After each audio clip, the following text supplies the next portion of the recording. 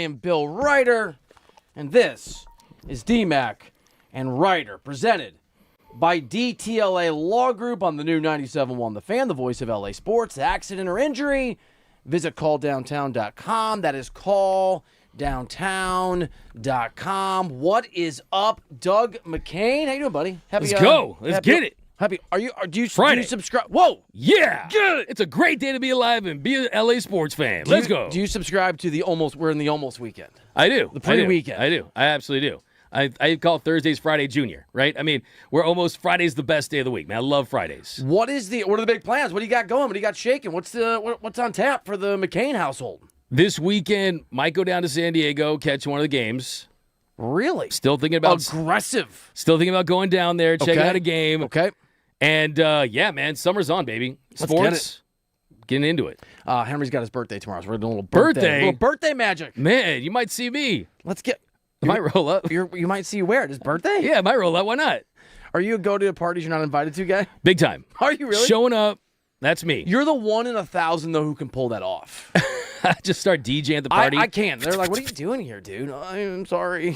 I am now awkward. That's awesome. What are you guys doing for his birthday? So he might be listening, so I can't say too much. You guys love surprising your family. We're going to do little surprises, man. Yeah, you guys love those surprises. You know what I'm saying? Surprise, Doug's here. Get out of bed. I pop out of a cake. Hey. You'd be good at that, too. I could do it. You could be a little cake popper out of her. That's me, baby. Give us a call on the show, 855-97-LA fan, 855-97-LA fan. Also, get over on the stream. We've been doing something a little bit different for a few days now. We've been rocking, really trying to include your comments and make you a part of the show. I think we've done a better job of that. I've tried to do a better job of that the last couple of days at the Fan LA over on YouTube. So get in there, hang out with us, give us your thoughts and your perspectives. We had so many of you. In fact, we all did, some of your comments on Dalton Rushing from yesterday. We're going to use those here in just a moment because we want to revisit that. If you want to call us, 855-97-LA fan. Look, I have this sort of operating theory, and I'll be curious your view on this, that maybe the worst thing that could have happened to Dalton Rushing yesterday was that there wasn't actually a game. Just to try and go out there and play baseball, create a new storyline, let something happen. This is the story of the moment for the Dodgers. And if you're down with it, I thought we'd just revisit the sounds of the angst and the anger and the frustration surrounding Dalton Rushing, because this is something Dodgers fans are passionate about.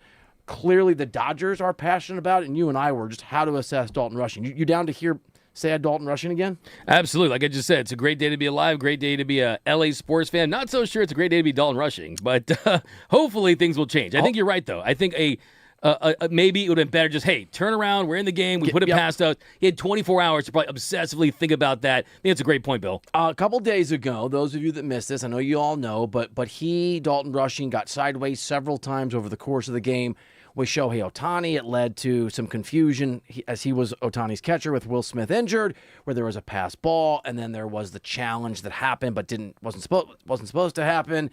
Dalton Rushing didn't want to challenge, and then eventually did, and Ohtani got mad, and there was arms around him from Dave Roberts and Freddie Freeman doing the "I'm your older brother" conversation. And Dalton Rushing, after that game that the Dodgers did win, but that showcased really not the victory for LA, but the frustrations of their superstar Ohtani when he was on the mound. There was Dalton Rushing post-game addressing his struggles and sounding miserable over what had been a pretty dire performance in his role to shepherd Ohtani through that start.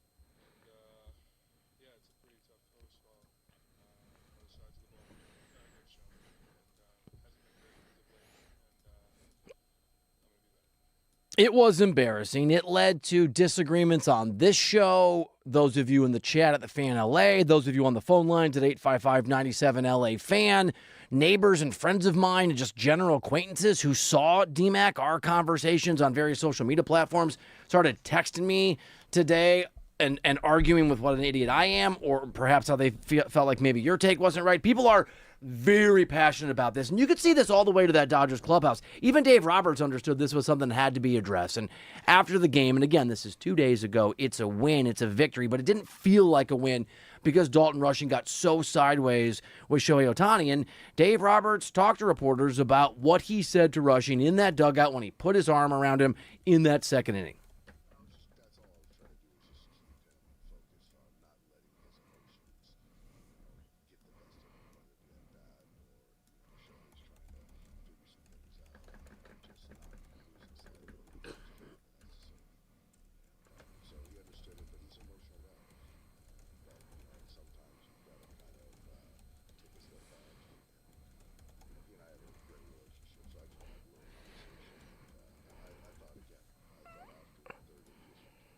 D-Mac and Reiter here on the new 97.1. The Fan, still talking about this Dalton Rushing situation, the degree to which it's still percolating.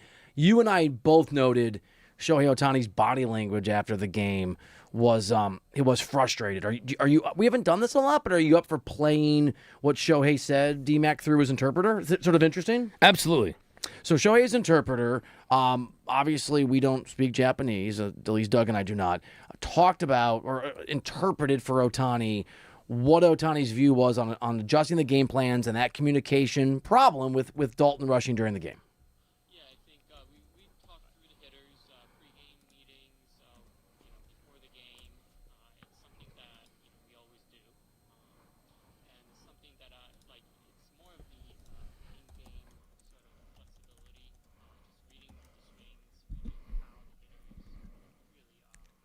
approach during the game that I see where the adjustment needs to happen. And in that sense, I think we just, I personally realize we just have to be on the same page and communicate throughout the game. We see you guys all join in the chat at the Fan LA. Hit that like button for us. Hit that bell button.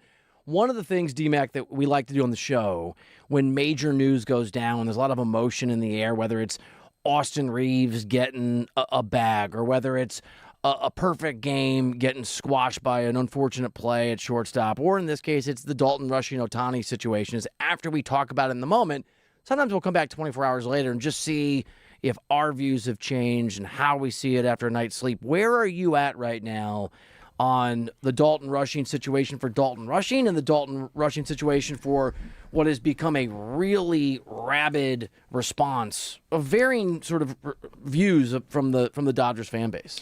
Well, Bill, I can tell you this. I've been covering this team since 2019, and I can't think of a single game for a young player that's elicited this kind of reaction, this response. We're talking thousands and thousands of comments. We're talking about Dodgers fans everywhere upset with Dalton Rushing. Dodgers fans very passionate about what he did and how that was wrong. For me, I look at it this way. Was it wrong? Absolutely. Was it unacceptable? 100%. Was it egregious? For sure. It's like the intern trying to call out the CEO. You're not going to do that, right? If Shohei Ohtani... You'd be surprised. What? You'd be surprised. There are some interns out there doing that, For sure. Yeah, I mean... That's a great shout, dude. But that's the thing. I mean, look, here's the thing about Dalton Rushing and Shohei Ohtani and everything. I can tell you just asking around the last 24 hours, people within the team, players, former players, people that have played with Dalton Rushing, people that have coached him at the minor league level. I can say this. This is a guy that needs the support of a fan base. This isn't a guy that needs to be shunned and be treated like he needs to be sent to federal prison just because he made a couple mistakes. I will tell you this. I can confirm, yes, it was very obvious out there. Was Shohei Ohtani upset? Was he fuming? Absolutely. Has Shohei Ohtani 100% moved on? Will Shohei Ohtani let this linger? The answer is no. So if Shohei Ohtani, the greatest player of all time, Jesus in baseball cleats, baseball Jesus, if he can move on, then I think the fans can move on too. I think look, I respect the hell out of you. I think that's a little too company line for me. Dodgers fans, no fans, I don't care what fan base you are, you don't owe the team any kind of forced loyalty. For me, it's the other way around. It has to be earned. Now, should he go to federal prison? If anyone has said that he should go to federal prison, then absolutely not. I don't think it's a federal crime to be a bad teammate. But as Hey Bro Truth Hurts says on the old chat at the Fan LA, I'm tired of Rushing's antics. He's bad vibes for the clubhouse. I do think fans have every right to respond in a frustrating way when players or managers or GMs on the teams they root for and love let them down. So I'm just going to respectfully say, if Dodgers fans want to be mad at Dalton Rushing, go for it. Shohei Ohtani was mad at him. Certainly fans and like can I be. just said 2 minutes ago, that was he fuming? Yes. Has he moved on 100%? Yeah, but maybe fans will move on. Maybe they'll move on. Fans can do what they want. There's no denying that. But the thing is, they're treating this misdemeanor like it's a felony, and it wasn't. And that's the truth. And if Shohei Ohtani throws it was a crime against Ohtani. If we're going to use this is the analogy we're going to use. You mean the guy that went 6 innings and gave just 2 runs, and the Dodgers still won the game? It was a crime against Ohtani. If this is the analogy we're going to use, yeah. I can tell you that people within the Dodgers, they don't view this in any way, shape, or form like fans are viewing this. And this wonderful fan who really appreciate is saying he's toxic in the Dodgers clubhouse. Dalton Rushing is one of the most popular guys in that Dodgers clubhouse. Dalton Rushing is, I would say, right up there as one of the most respected young players in that Dodgers clubhouse. And I think that there is a massive disconnect with the reality of Dalton Rushing, with how he's perceived because of some of the antics. And yes, does he need to mature? He absolutely does. And like I said yesterday, maturing for a young player, it's not a light switch, it's a dimmer switch. It happens through time. It's a Polaroid. The picture's there, but it's not in focus. You have to wait for it to develop. And that is the case for all young players. But he is absolutely respected, appreciated, and his teammates love Dalton Rushing. And also nobody's arguing. Okay, hold on. I hear you. But he's not toxic, though. But people say that's not true. He's not toxic. He did have a bad game 2 days ago. It was a disaster. It was frustrating to watch. It was so problematic. Whatever Ohtani's reported supposed view now, the guy that is maybe the calmest, most respectful all-time great in the history of sports clearly lost his temper with the guy. And I think in that context, especially of the Dodgers and the massive expectations you always talk about and that are real and true and absolute, fans are entitled to be frustrated, are entitled to be angry. And I'm going to give Dodgers fans a lot of credit, too, because not every fan base is smart. But as you know better than I do, Dodgers fans have huge baseball IQs. And the worry about Dalton Rushing's antics and maturity and the line that he walks, I think what we saw 2 days ago is absolutely worthy of concern and frustration. Now, I'm with you. I love that. It's a dimmer switch. It's a process. There's an evolution. And I think Dodgers fans will come around if this guy figures it out. But for Dodgers fans, or me, because I do, to have worries and concerns about Rushing after the way that he waved off Ohtani at what looked like disrespect, and at best, not understanding the magnitude of the person that you're catching and the way you should interact with him and trust him, I think it's totally legitimate to be frustrated, period. I don't disagree with you. Look, I have made my reputation in this town as the man of the fan, the guy that represents Dodgers fans, and someone that definitely gives a voice for Dodgers fans. Trust me, that's not what I'm trying to say. What I'm trying to say is I think the way that he's being viewed is not consistent with how the team views him. And if I am a fan out there, what I would want to know what Shohei Ohtani would think about this. And it's fitting to me that they're playing the Padres, because I think one of the most significant telling moments about Shohei Ohtani last season was when the Dodgers played the Padres early on this season. There was almost a brawl. And late in the game, Shohei Ohtani was hit with a 100-mile-per-hour pitch right in the middle of the back. And all the Dodgers players, Clayton Kershaw, everyone, Max Muncy, was climbing over that dugout to go over and start a little fight with the Padres. And what did Shohei Ohtani do? He looked at them, he waved them back in the dugout, and then when he went to first base, he went to the Padres dugout with his hands behind his back, smiling, waving the Padres in that dugout. He de-escalated the situation, and what happened? I don't know. The Dodgers won the World Series, and I think in this situation... If he de-escalates the Rushing thing, they're also going to win the World Series? I think Come on, dude. I think that it shows that Shohei Ohtani, like I said, I can confirm, talking to people with the team, he was upset. But also, he is ready to move on. And here's the thing. This is not... I think people are saying like that you have to be on two sides of this thing. No, it's nuanced. I don't think there's any way that you can say, yes, you do not show up baseball Jesus, the unicorn. A rookie does not try to say, hey, Michael Jordan, this is the play we should run. Look, here's the thing. But that's what happened. And it was wrong. It was unacceptable. So we can be frustrated. Absolutely. And worried. But you can be absolutely frustrated. Temperature you can be, check permanent for the next 3 or 4 weeks when he gets out there. That's where I'm at. But also, it comes with the territory. It really absolutely does. And here's the thing. Dalton Rushing is a drafted, born and bred, bleeding blue Dodgers former number 1 prospect. I've seen some of the most ridiculous takes in the last 24 hours. But dude, we can't respond to the biggest morons in social media. Like, there are reasonable people having nuanced conversations. What's the solution with Dalton Rushing then? I'm going to tell you. I mean, like, it's not, here I saw one angry person who said he should go to federal prison, therefore all fans need to leave him alone. I can't. We have 2 comments that are totally different right now in the chat at the Fan LA, and I'm down for both of them. I don't know which one's right. And you know this, because, I mean, you've covered this team forever. There is no guarantee that Dalton Rushing is going to make it. There is no guarantee that any Dodger is going to make it outside of the guys that are already Dodgers legends that are a part of this team. Major League Baseball is not an easy arena to get to, compete in, and survive in, let alone when you're doing it for the Dodgers and those expectations. So whether Rushing makes it or not, it's always been an open question, and I think now we have some specific things to worry about, but that doesn't mean that he's condemned to being a failure. Here are 2 comments, and they're totally different. One agrees with you, and one, I guess, a little closer to me, although my whole thing is just, let's wait and see, but this is your announcement. When a warning light goes on, the car that you're relying on, then I'm going to get it checked out. And I think Dalton Rushing 2 days ago was a warning light. I'm with you, D-Mac and Reiter 97.1 The Fan, that to condemn him to no longer be a Dodger or a failure or trade him or send him to federal prison or whatever it is, that's also not a good idea. And here's sort of here's the range of opinions. Beverly Benton, 7344 in the chat at the Fan LA on YouTube, where a lot of you are coming in. Thank you. We got the audio thing rocking and rolling. Hit that like button, hit that bell button. We got you. If you were there and you left, go on back. He writes, or she, Beverly Benton, Rushing is a repeat offender. He's showing us who he is. This is not going to change. Is this something Dodgers want to deal with long term? And I would respectfully say that's a worthy perspective.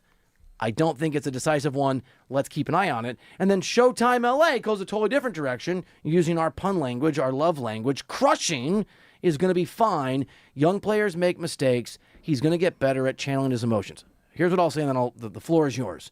Yeah, young players make mistakes. Yes, there's a world where he can get better. That's also not a guarantee. What we have seen is a problem. From Dalton Rushing, it's a problem. And the question isn't whether it was a problem or whether it wasn't. It was a problem. It's can Dalton Rushing, not the fans, not Bill Reiter, not Doug McCain, not Shohei Ohtani, can Dalton Rushing figure it out, deal with the scrutiny, deal with the mistake, deal with the ego hit, and be the player that we know he can be. And that'll be up to Dalton Rushing. Yeah, look, some great points in there. Now, I will say this, and Bill, I think we can both agree to this. If this happened again, right, I think there would be some very massive concerns, very serious issues with Dalton Rushing. If he did this again, trade this dude to the Savannah Bananas. Get him off my team. I'll drive him to the airport myself. But I also think there's a world where he has been put in a situation because of the injury to Will Smith, because of his role expanding because of it, knowing he's only caught 73 games at the big league level, and that the Dodgers' strategy is typically to keep as many challenges that they can keep. And I was talking to someone with the team today, and one thing they told me was, I don't think people realize this is the first year of ABS at this level, right? This is the first year you've had ABS at the big league level. That's a great point, dude. And I'm not saying that's an excuse, right? No, that's a great point. But it's going to be a feeling out process. Would Dalton Rushing, in his 4th year, having gone through ABS, and yes, he had some experience with it at the minor league level, would they have had the same issue? And another thing that I think is, look, if it's Shohei Ohtani, yes, you adhere to the veteran. You adhere to your superstar. Look, Bill, if Shohei Ohtani wants to throw it 30 rows on the first base side, and you want to challenge that, then by all means, he can challenge that. Hey, man, like, dude. That's Shohei Ohtani, right? I think people are thinking that I'm siding with Rushing in what he did. I was I'm thinking not. that. Honestly. But I'm absolutely not. Like, What I think is that people think that you're siding so much with the Dodgers wrapping themselves around Rushing that maybe you're not giving enough credence to the fact that, yeah, protect Rushing, but he's also going to figure it the heck out. No, look, I'll be honest with you. I have rewatched every pitch from that inning more than one time at this point. And when Shohei Ohtani talks to Dalton Rushing on the mound, it was chilling, right? You can read Ohtani's lips. He's saying fastball a couple times. It and was. The eye contact. He looked pissed. There were laser beams. There were I've daggers. never seen him pissed. Yeah, Not like that. He's like, from what I heard kind of today, look, that's how he channels it, especially when he's on the mound. That's what's on the level. But another thing I did hear, though, was that it was very intentional what the Dodgers did. And that is nip it in the bud in front of everyone to see. I think people out there were viewing it as, oh, is this some humiliation ritual towards Dalton Rushing? No. We discussed it yesterday. And we did talk about it. We thought it might be. And I thought that too. Yeah, that was my read. But from what I heard is they wanted to do this in front of everyone so this doesn't fester. Because support. the worst, exactly, you show support. Okay. It's Dave Roberts, it's Freddie Freeman. And the worst thing that can happen is that this does not happen behind closed doors, or this doesn't fester, because that's when tensions really run high. I mean, look, guys get in fights. I mean, it happens, right? So I think the way they handled this was the right way, but I also think that it has been a rough go of it at times for Dalton Rushing, but he was the former top prospect. They still think he has a role in this team. But I will say this, and I firmly believe this. I am getting concerned about Will Smith's injuries. Yes. They piled up for years now. He's caught a lot in the postseason. And even though I do believe in the future for Dalton Rushing in this organization, I do think the Dodgers need to go out there and acquire a veteran catcher. If they could get a Ben Rortvedt back, I would want that. And that's not to supplant Dalton Rushing, but at least it gives them some flexibility to send down Dalton Rushing if something like this happens. First 15 games of the season, he had a 1271 OPS, but he's struggled mightily since then. He's hit just one home run in his last 39 games. He has 37 strikeouts in that stretch. So I think there's a catcher depth issue with the Dodgers now. And that was before this debacle that could... Look, we've seen... Kyle Tucker hasn't figured out how to be a Dodger yet. I mean, these dudes are human beings, right? We have sympathy for them, but they got to perform. If this impacts Dalton Rushing's performance...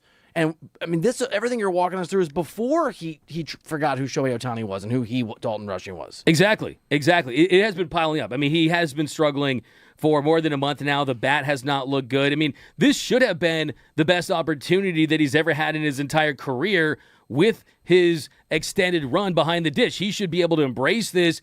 But I think where the Dodgers are at, knowing how complicated their pitching is, knowing it's a six-man rotation, you have aces across the board.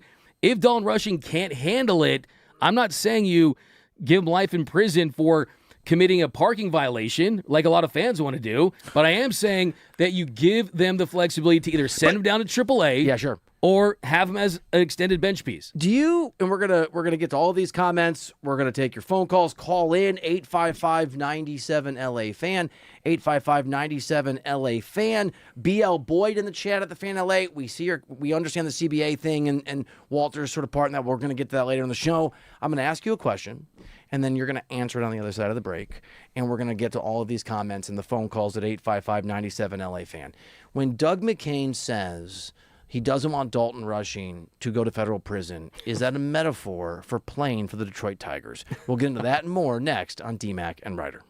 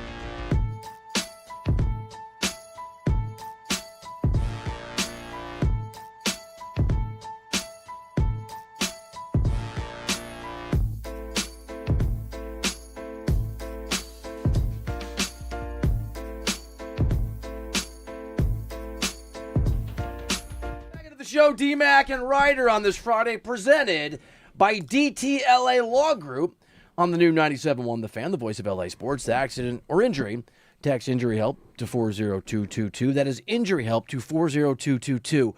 Very, very cool of you to let us come into your car, your home, your house, your work, however you're hanging out with us, whether it's on the FM, on 97.1, or on the chat, on the stream, on YouTube at The Fan LA, among other places. We're on Twitch, we're on X, the free Odyssey app, whatever it is. Thank you. Doug and I appreciate you. We know your time is precious, and we value it, and we value the fact that we get to hang out with you a little bit. As hopefully you discover the new 97.1 The Fan, and not just us, but D-Fish and Decker in the morning, Brock and Alex midday in LA, the James Coe Show at night from 6 to 10. Martin Weiss back in today for James. I think that dude is super, super talented, by the way. Oh, yeah. It's great to see him, man. He's going to be here later? I didn't know that. Yeah, he's in tonight. Martin Weiss? Yeah. Nice. He is a talented dude. All right, so we got a bunch of comments here. 855-97 LA Fan if you want to hit us up, and you can also get in the chat. Can I just read these to you, I guess, in order? Some are nice, some are not nice. I want the one that is the most against anything I've said. Yeah, okay. I'm going to read one nice thing from Robert Wallace, 490, and then I can skip ahead to Dark Sword, who is trying to swing for you. Nice. He's coming for Doug. You ready? Let's do it. Robert Wallace, 490 first. Thank you again. As an old school sports talk dude, love the segments. Great show. Can we get a cheer for ourselves? Am I allowed to ask for my own cheer?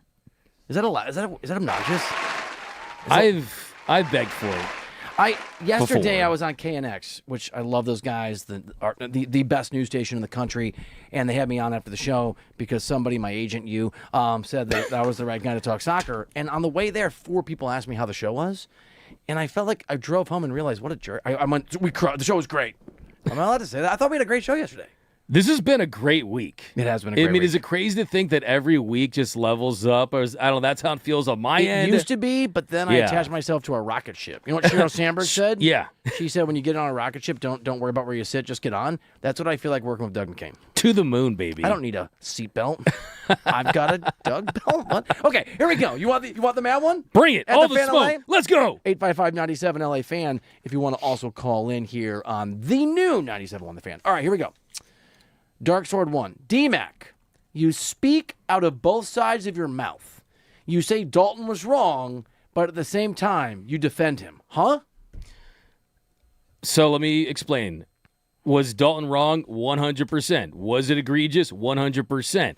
I just don't think this warrants him being traded. I don't think this warrants him being DFA'd. I don't think this changes what his future could be with the Dodgers. Young players, yes, there's the Puigs, there's the Verdugos. There's no guarantee it's going to work out, but I also know from Dalton Rushing, from players on this team, how respected he is behind closed doors in that clubhouse. But I will also say that you have every right to be upset. What he did was Bush League, right? What he did was wrong. What did you guys say? It was douching, Dalton douching, whatever it was. Was it me? I think something like that. I think it was you. That was or me. A comment or whatever. Falsely accused. That's fine. But falsely accused. I just think that the punishment. So I think what he did is totally unacceptable. And I think you guys are Dalton rushing the judgment on the kid. I really, really do. And here's the thing about the Dodgers. Roll my eyes, though you can't see me. What we are doing here. Rolled my eyes. What we are doing here, I think, is what fan bases do when you're the Padres or when you are another fan base that is just saying, okay, some guy makes mistakes on the field. It's not like the Padres are the only fan base in America that criticize their own team when they let them down. I think that you guys can criticize. Recalibrate how I look at sports. You guys, the Dodgers fans, can criticize. I always say, and I've said this for years. What's the rule? What's the permission? Don't tell fans how to fan. You can have your opinion all you want. You just did. I just think, in my opinion, there has been an overreaction as far as what people want the punishment to be for Dalton Rushing based on what he did. People? So what do you guys? So what? I will tell you what most of us are saying, and then you can tell me if this is reasonable. Okay, sure. I want him in federal prison. See, exactly. That's what I said. What I want. Here's what I actually want. I want an acknowledgement from the people out there, not saying you, but maybe I am, who are being way too easy on him, to just, what he did is unacceptable. It is a giant warning sign. The fact that it happened with Ohtani should speak volumes about the level to which it is a warning sign, and he now needs to be monitored. Look, you've got your daughter's younger than sort of when your kids go out in the world, but my son and daughter have had friends, and this is what it reminds me of. My son and daughter have had friends where some major warning sign has happened, just like with Dalton Rushing. I have not asked them to be sent to federal prison at age 12. I have not even said to my kids, you cannot spend time with them ever again. I have said to my wife, or my wife has said to me, this is a giant red flag. And that it would happen with whatever the comparison is Shohei Ohtani happen means we got to keep an eye on this. And a lot of times, those kids were like, oh, that kid did a thing. It was stupid. They figured it out. Awesome kid. Sometimes it's, man, that was the moment we realized that person had to go out of our lives. I'm not saying federal prison, but I am saying Dalton Rushing is on. You need to watch him alert, and I think that's reasonable. Okay, so send him on timeout, but don't expel him from the school, right? I'm not even expelling Don't even him from suspend him. I'm not even doing that. I'm just saying we're going to... So one thing once happened with my kids when they went to the mall, right? So the next time Lori and I went to the mall, and we kept an eye on it, it was fine. Next Wednesday, assuming Dalton Rushing is the catcher for Shohei Ohtani, or in the parlance of people who don't know ball, the receiver, when that happens, I'm going to keep an extra eye on him. I'm going to keep it. He's just, it's not even timeout or he's expelled, but he's going to be extra monitored now. And I think that's reasonable. If you need to put him on double secret probation, I'm all for that. How about I double really am. not secret probation? Double public probation. Okay, there you go. Double D-Mac public and Reiter probation with the fans. And I have no issue with that whatsoever. I think for me, I've seen this franchise move off of top prospects. We saw what happened with Gavin Lux a couple years ago. Gavin Lux was a former not just top prospect for the system, for the entire baseball world. I know. And what happened to him? My fantasy baseball draft early. Yeah, Gavin Lux Didn't work out. was not good, right? And Gavin Lux That was ended bad up Lux. getting traded to the Cincinnati Reds, was a negative player, and now is in the Rays system, and the Dodgers were able to get a prospect for him. So the other thing about this But is you're arguing to trade Rushing. What, that's an argument to get rid of Dalton Rushing. what I'm arguing for If he's Lux. what I'm arguing for is for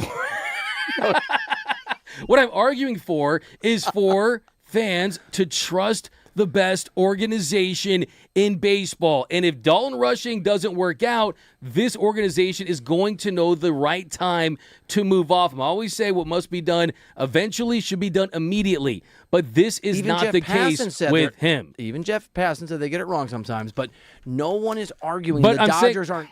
No one is saying that Andrew Friedman's bad as a GM or a president of operations because of Dalton Rushing. Fans are saying this is a problem. This Dalton Rushing thing is a problem. It's a problem because of right now their number one all-star catcher is injured. But the truth is, and I've said it too, I have a solution. Everyone out here has these insane theories. They want to just not have Dalton Who's Rushing. everyone? Talk to me. I'm saying Look at next the to you. I'm streets. not saying that. Look at the streets. Look in the studio. The streets are done. They say that the Address my antics and that point. he's not a Dodger and that. I'm not saying that. So what is your solution? I just told you, just keep an eye on him, and this is a real issue, and we have to monitor this. And this continues. If there's an attitude problem, if he can't get past his ego, if he acts in a way where we've all seen this in sports and in life, where someone makes a big mistake, and sometimes people can't recover from it. Ego, insecurity, whatever. I know he's a Dodger. I'm not trying to send him to federal prison. I'm not even trying to trade him yet.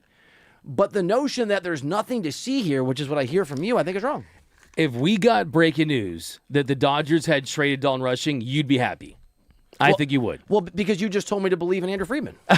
Okay, fair enough on that one. I mean, But the point is, I'm listening to you on half this I stuff. believe, and everyone says, okay, this is because it's Shohei Ohtani, and Shohei Ohtani is the greatest player in the world. He's the MVP. You don't want to disrespect him. Exactly. Who would question that? But guess what? Shohei Ohtani needs players like Dalton Rushing to work out if he wants to win a World Series every season and not sustain. yeah, that's going. It's going great with Dalton Rushing and Shohei Ohtani. I mean, it's been. It didn't go great for a lot of players. He needs players. He's played less than 100 Why games. does some catcher who is a high ceiling guy get more latitude from you than every other prospect the Dodgers have ever brought up? Why is he a made man already? He's not a made man. Okay, he then just absolutely go is out there not. and earn it. That's all I'm saying. But I think that there has been What happened 2 days ago is absol- not okay. Yes or no? No, of Okay, course it's not. same And I page. said that the whole time. I have not changed my mind on that whatsoever. I thought it was egregious that it. Then you're yelling at yourself in the mirror. No, what I'm saying because is- we're all just saying this is a problem. But there is a lot of people, and I'm basing that off the comments on this show. I'm basing that on what I'm seeing on Twitter.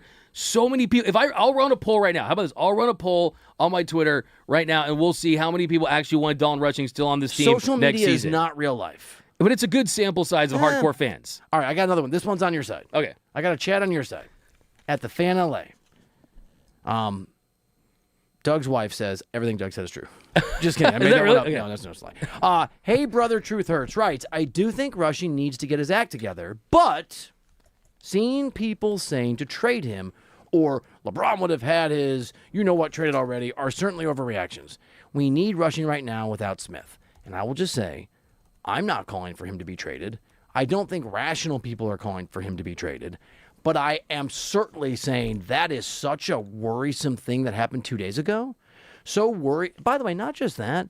His reaction almost certainly wasn't appropriate because if it was, he doesn't need Freddie Freeman and his manager to speak to him in the second inning. Like, can we just be honest? I don't know what happened in that, but like if he goes up to Shohei, he's like, I'm sorry, dude. Or he just like, my bad, and I'm going to figure it out. If he wasn't arrogant or he wasn't broken by his mistake, I don't know which one it is, then you don't need your manager to talk to you in the second inning of a game that he's managing, or Freddie Freeman to be like, hey, man, it's okay. So there is a reason to be worried. It's a start. No, the worrying is absolutely justifiable. It 100% is. I'm not fighting that off. This is the process of becoming an everyday player in Major League Baseball, right? You don't start, when you start driving, you don't start with a Formula One race car, right? You don't start in F1, okay? You're a student driver and you get your license and you progress that way. The thing about Dalton Rushing in this situation is you have to go through your bumps and bruises, and it cannot be easy to play on a team of Hall of Famers and All-Stars, and he's playing without Will Smith, and he's someone that has had a reputation of being aggressive, has had a reputation of having an edge, and I'm old enough to remember, literally at the beginning of this season, everyone was saying, I love how Dalton Rushing said the F-bomb to Jung-Hoo Lee when he was on the Giants. I'm old enough to remember that people love the fact that he was calling out the Rockies. Yeah, be a villain to the other team, dude. Not your own teammates. Man, I'll tell you a story. Whoa. He can be a villain to anyone on any team other than the Dodgers team he plays for. I'm old enough to remember when you thought the Dalton Rushing thing was a big problem. Yesterday, for a half second. What are you talking about? Because what I'm talking about is that the edge that people liked, that he played with there, and of course, we did the show, it was terrible, right? It was bad. But he cares, and there's an edge. I want Batman to beat up the Joker, but once he starts beating up Robin and Commissioner Gordon, maybe we have a bit of a problem with the Cape Crusader. That's all that I'm saying. And that's not the case here in this situation. Okay. I mean, there's certain situations I get what you're saying, but right now I think that for this team, they need him to be good. They need him to do the right thing, and that is give them quality production right now. No, I'm mad that I even said that, the whole federal prison thing, even though I think you actually kind of almost want to believe that. But I will say this. Okay. One more thought on Dalton Rushing. Okay, yes. I think that what happened 2 days ago in Minnesota could be, whether it be small or big, a positive thing for this Dodgers team, because I think that Andrew Friedman and the front office, they realize that they need a veteran catcher on this roster in the event that Will Smith gets banged up and that they can't have Dalton Rushing continue to make mistakes like this. So I think this is a warning sign. I think they're going to be better for it long term. And I think that you look back on this day, years from now, this is going to be the moment that hopefully Dalton Rushing learns that he really turned into a player where he hit that reset button and start to look at things very differently. So, hey, Dalton Rushing, if everyone is against you, I still got your back, my man. Hey, if Shohei forgives you, I forgive you. I want to be like Shohei. We have so many good comments at the Fan LA. So Aaron, Matt G, MTV Gen X, is Mayati 1, everybody else. Donnie Boy, we're going to get to these comments. We're going to rock it. We're just going to keep this conversation going. We told you we'd get to LeBron. We'll do that later in the show. This is interesting. We're going to keep talking about it here on the new 97.1 The Fan. And I like your point you made about every player, young player, is going to get their bumps and bruises. I agree. But when they give Shohei Ohtani bumps and bruises, that's where we have a problem. So we're going to keep this debate going, keep this argument going. We're going to keep it happening with your comments, 855-97-LA Fan, on the chat at the Fan LA, as we discuss whether or not Dalton Rushing, not federal prison, but maybe Dodgers probation, double secret or otherwise, next here on D-Mac and Reiter.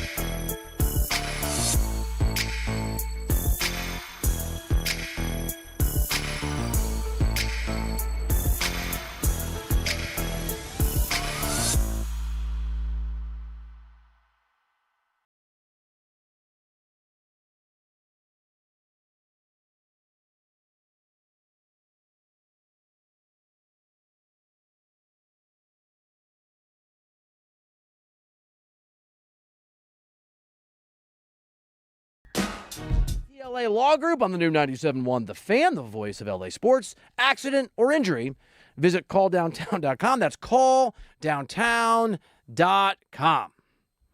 I like what we do in the breaks now with the all of us on the screen. So if you haven't seen this and you haven't sort of hung out with the stream in the last few days at the Fan LA, when we go to commercial break now, instead of having just a picture of me and Doug looking like cartoon characters or whatever, it's a live camera of sort of our operations while we're talking to each other.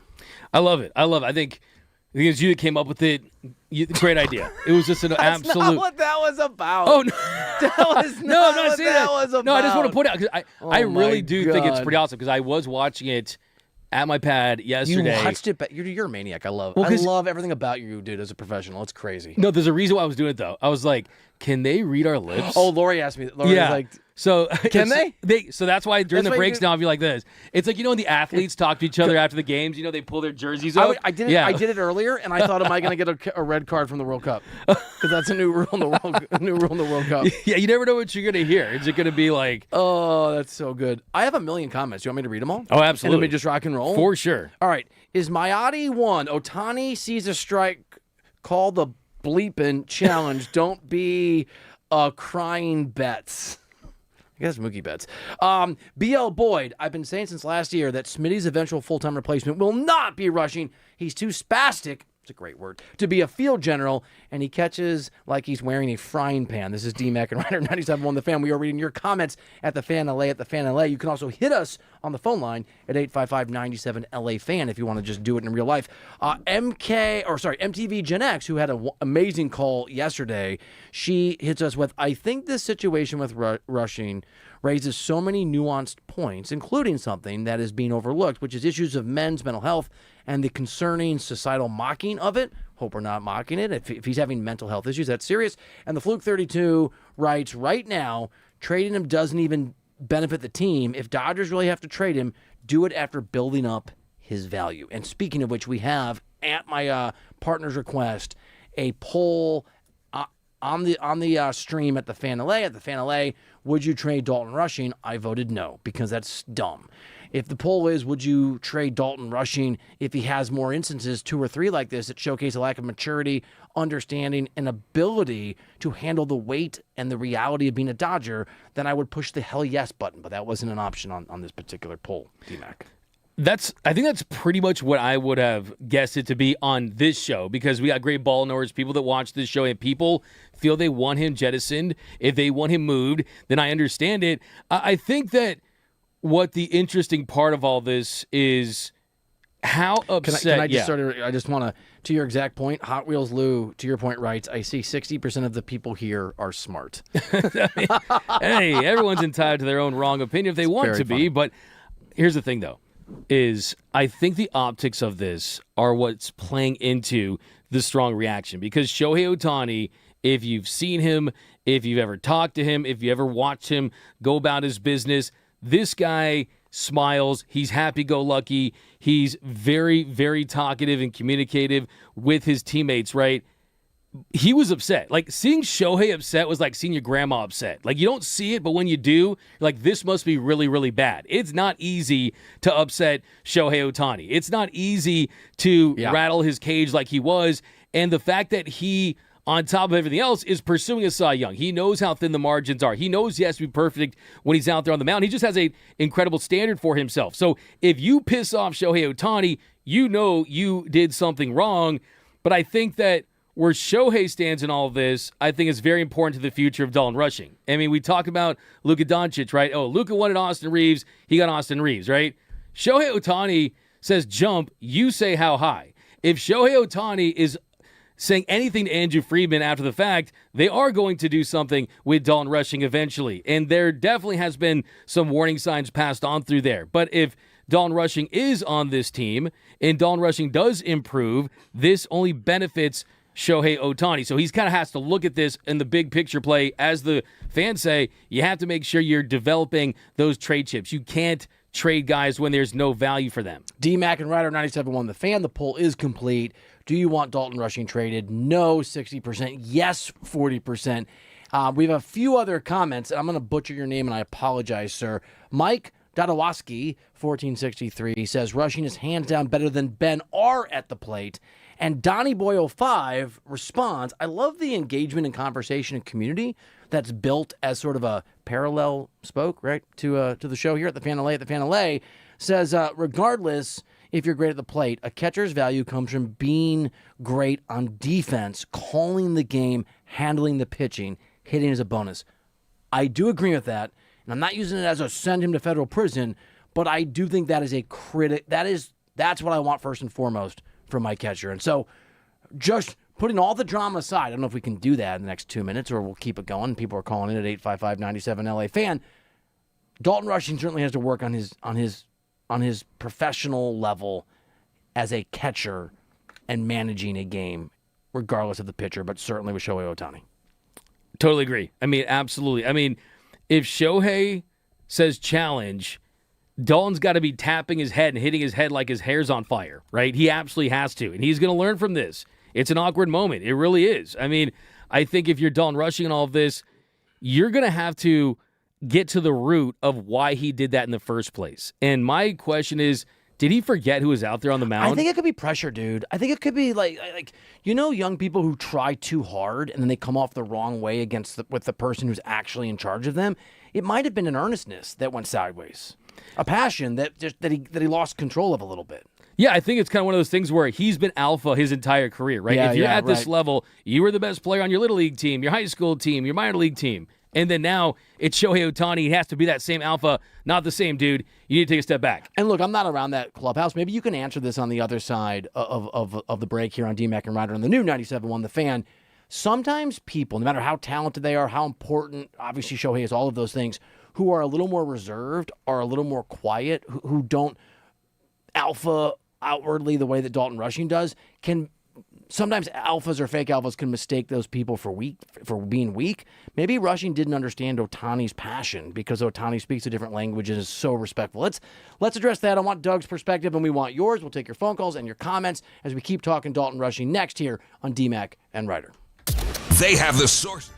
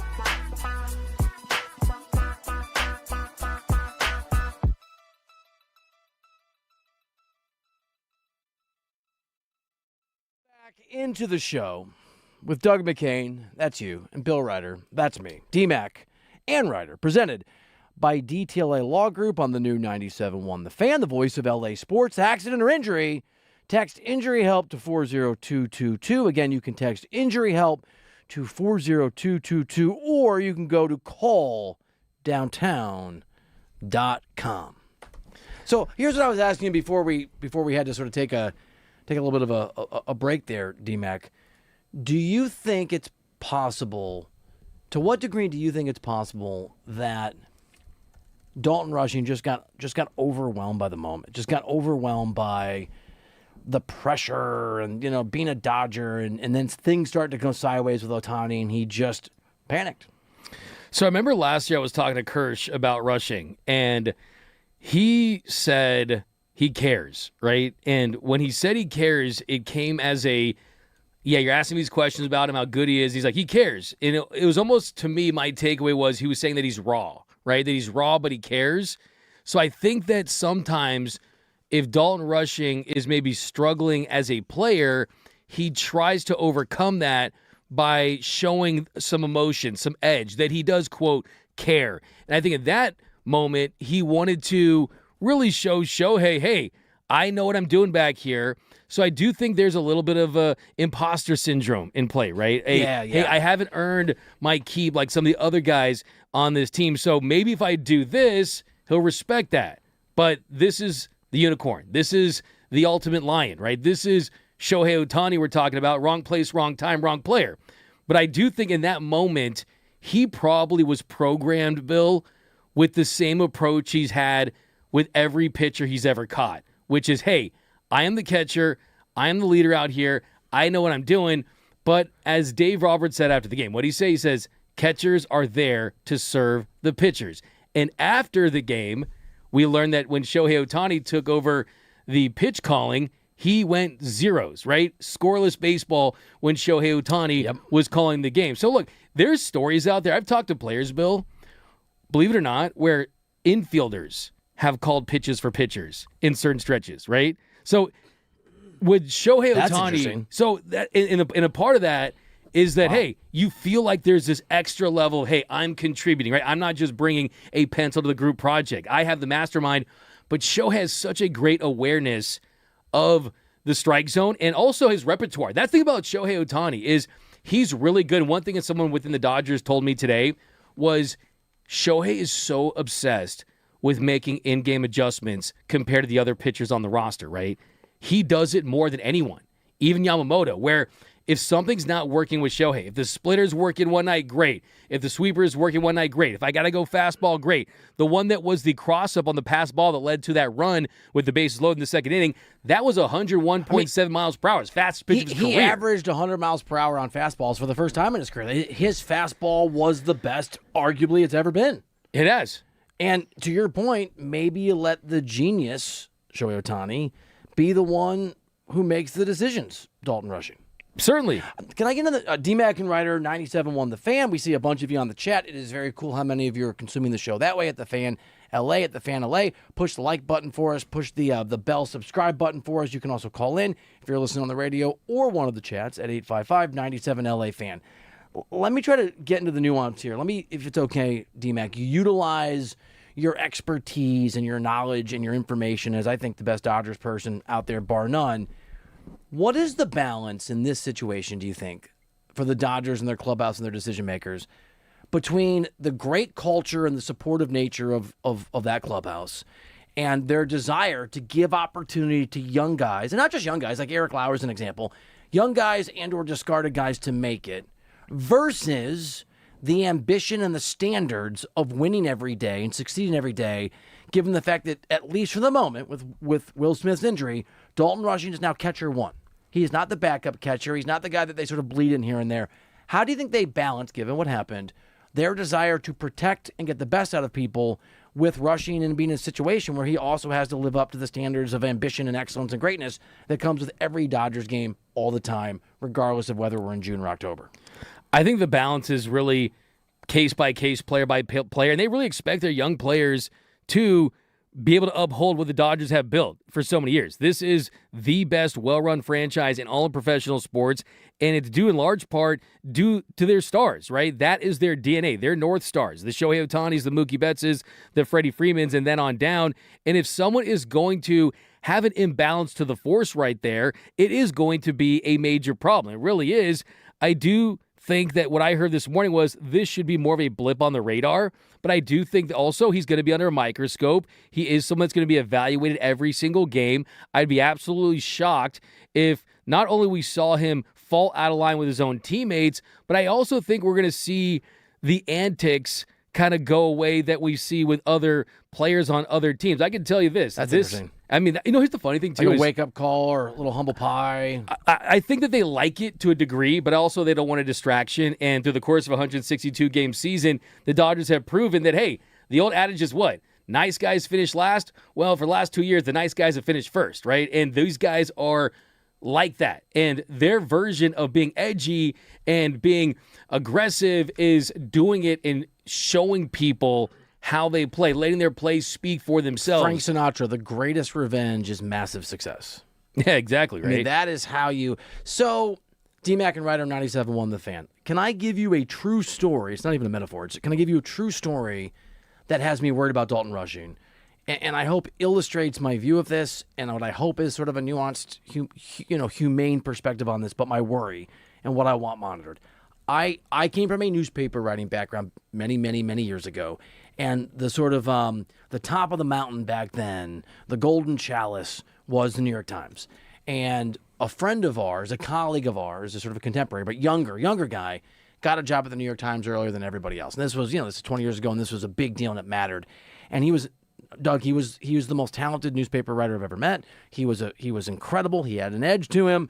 You have to have a sort of arrogance to get to the New York Times at 23. You have to have a certain arrogance to be catching Shohei Ohtani as it all lines up. And this guy was killing it. And then one day was working a Saturday shift where not a lot's supposed to happen.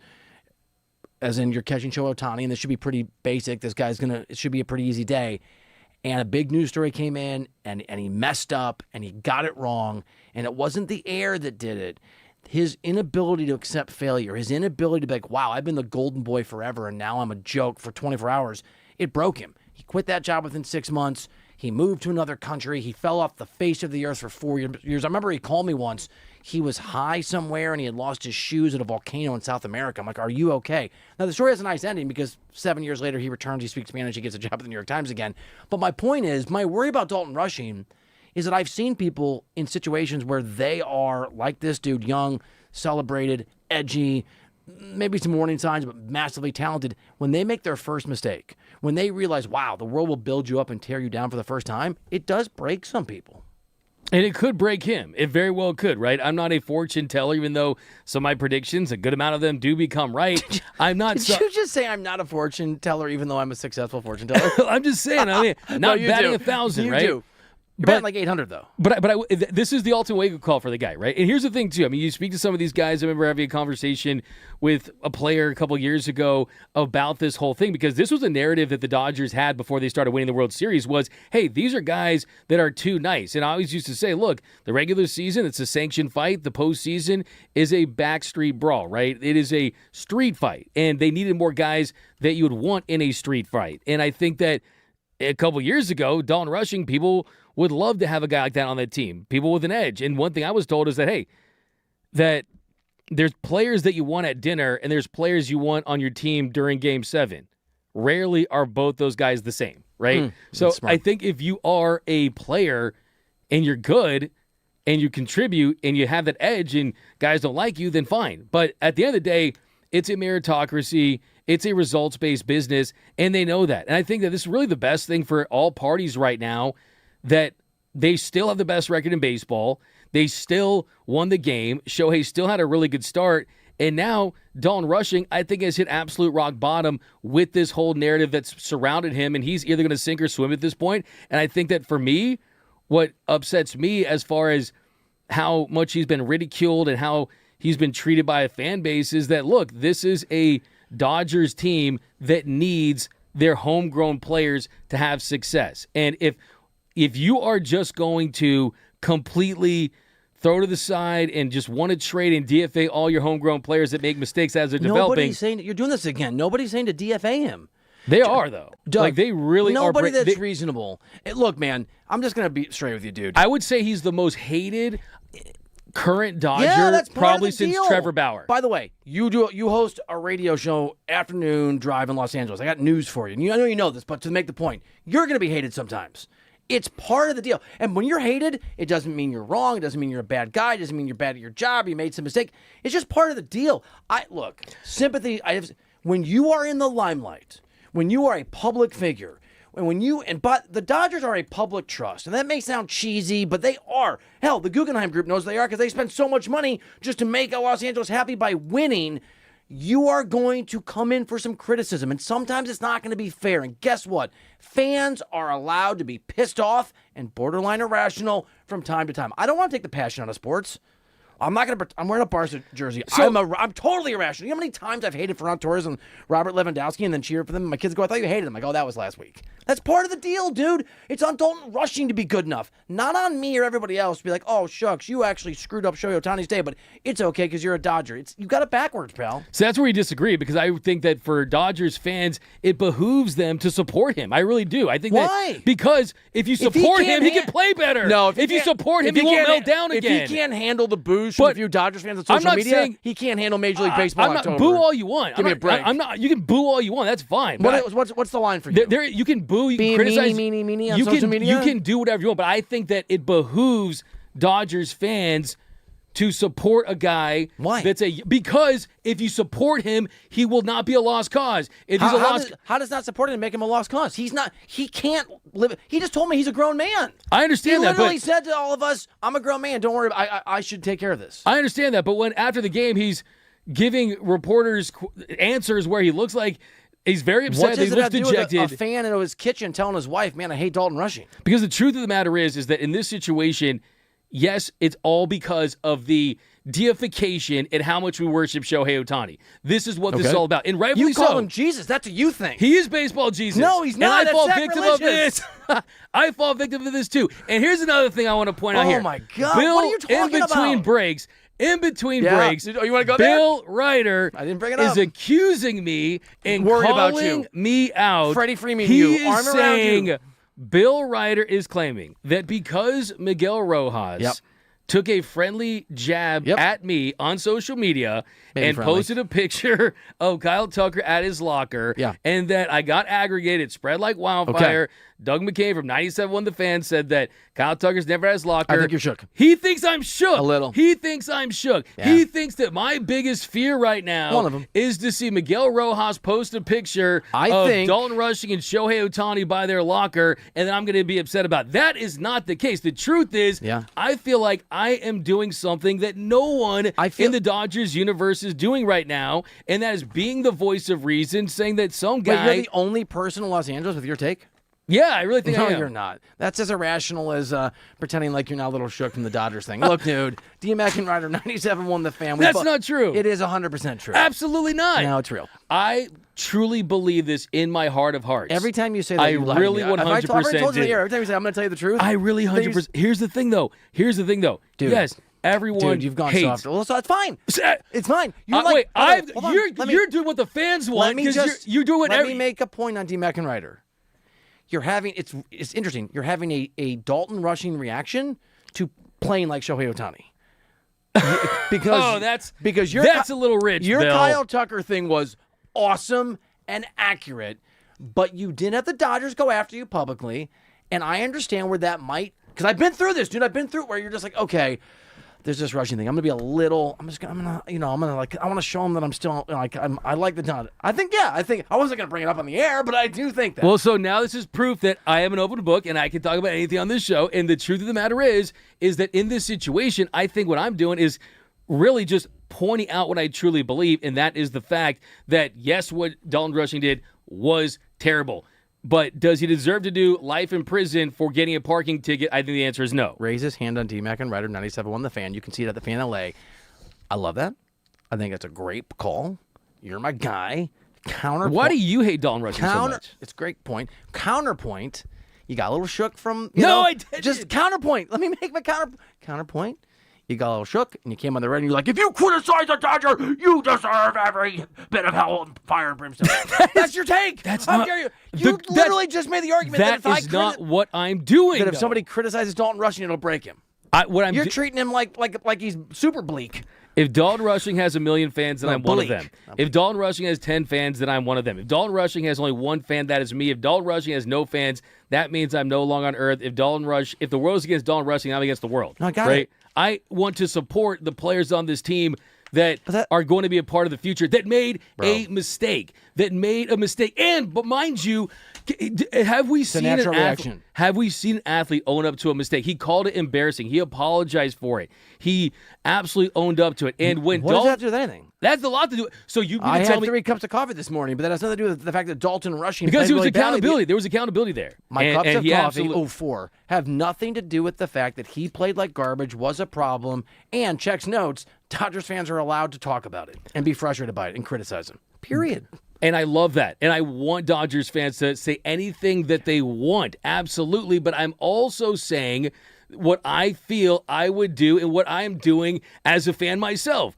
And I'm trying to rally and I'm trying to show support. And I think that Shohei Ohtani, being the class act that he is, being the best player in the world that he is, I think, and I'm not sure what exactly he is going to do, but I predict that Shohei Ohtani, whether it be today, whether it be this weekend, at some point is going to do something between him and Dalton Rushing to try to change the perception of how Rushing is being viewed right now. And I think that's going to speak to the greatness of Shohei Ohtani. I have a solution. D-Mac and Reiter, 97.1 The Fan. I have a solution. You made the point, I think, yesterday that Ohtani, you think, will protect this guy and take care of this guy. And I think that's right. Here's what that looks like, in my opinion. Shohei Ohtani, if there's any ink, and I don't think there would be, but Shohei Ohtani insists to Dave Roberts that Dalton Rushing catches him next time that Ohtani's on the mound. Dave Roberts almost certainly says, of course, Shohei, that was the plan.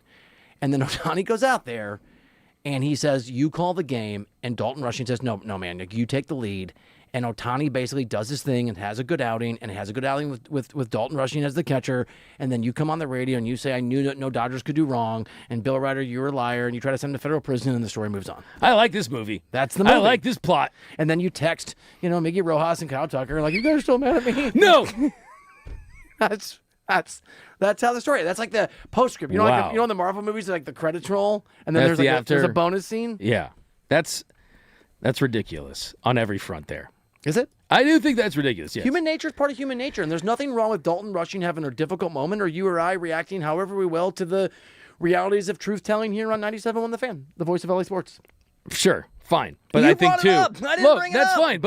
But don't you believe, look, I mean, having Shohei Ohtani mad at you is like having a golden retriever mad at you, right? I think that is where this all is in line, where someone that never gets mad, someone that is a unicorn, greatest player in the league, it gets mad and shows some emotion, shows some frustration towards a young player, and then everyone runs with it. But the truth of the matter is in this case right now with the Dodgers and what's best for the future of this team, and mind you, Will Smith has not been cleared to play yet. And it's going to be a while for him. And here's the thing, too. Dogs me.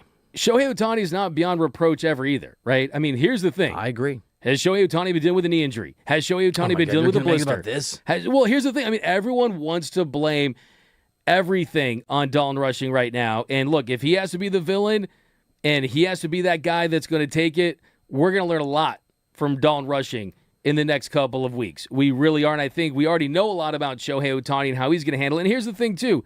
If this is the worst thing that's happened to this Dodgers team this year, then fine. And I guarantee you, I know someone who's happy about this, maybe Kyle Tucker, because we're not talking about his struggles today, too. It's a little bit of a distraction there. I would be interested to go to his locker and ask him about it, but he's not there. D-Mac and Reiter, 97.1 The Fan. I have two comments for you from the chat at the Fan LA, They're on different sides of this. I'm going to read them now. Okay? I have no issue. Hit me. MTV Gen X. Sorry, Reiter. I agree full-heartedly with D-Mac. And not simply because you're wearing that heinous FC Barcelona shirt.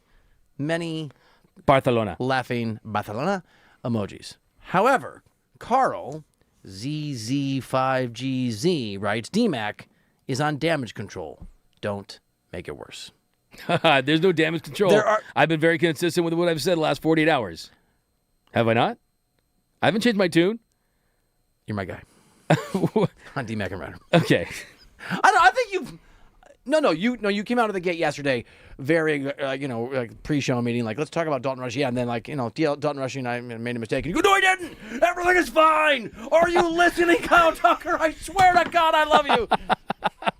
I did nothing of the sort, Mr. Reiter. I did nothing of the sort. Was my, I'm so glad you brought it up, though. I really wanted to bring it up, but I was like, I'm not going to bring it up. Would I? There's nothing I know, but that doesn't off mean... limits, okay? What about the fact that The very next time I consider you my best friend already? Is that weird? No, it's we're blood brothers. How after much? the show. By the way, I told somebody you call me and I call you more than like my wife calls me when I'm not around. Is that the case? I like it. Yeah, no, We I talk a lot. love. It's fun to call you, man. It's a lot of talking time. Yeah, but seriously, it's Today like you took a route around a dead zone in Hauser just to keep talking to me. that is true. That's, that real? That is true Man, love. made me So I happy. was driving to the studio, Made me and if you happy. go up a street towards the studio, there's a dead spot. And I was on the phone with Bill, and I had to reroute. And I did a big circle around Los Angeles just to avoid the dead spot, just to keep the conversation going, just to get to the studio. And even if it means he calls me out, even if he makes it seem like I'm trying to fight for my reputation You or said whatever it may be. You brought it up. Don't even. Oh no! Don't okay. even bring up In bet- topic A in- and then be like, no, "How dare we this talk is- about topic A?" Okay, this is classic Bill Reiter. During the break, says, "I want to say something, but I'm not going to say it." And I'm like, What do you mean?" He's like, "No, I'm not going to say it. It's too mean." And then I'm like, Wait. He's like, "No, it's too mean. I'm not going to say it. I'm not going to bring it up." Okay, fine. I'll bring it up. I think you're soft. I think you're scared of the Dodgers now. Well, I think you're scared of Kyle that's Tucker. Close. I think you're scared of Miguel Rojas. Well, I started with a very nuanced. I'm not going to bring it up. Very nuanced, fast talking. I do talk fast. I don't know what your imitation is like because this is my natural voice here on 97.1 The Fan. I'm Bill Reiter and I'm a man. You okay, dude? I'm a man. I'm 40. I'm 40. All right. I think I just blew a blood vessel somewhere. D-Mac and Reiter, 97 on the Fan, the voice of LA sports, friendship, and like all Dodgers fans, very passionate arguments about the things that are going on with this Dodgers team. We will circle back to that. We love everybody hanging out. You can certainly call us 855-97 LA Fan. Now we're going to argue about LeBron James and whether he should get the hell out of town. Next on D-Mac and Reiter.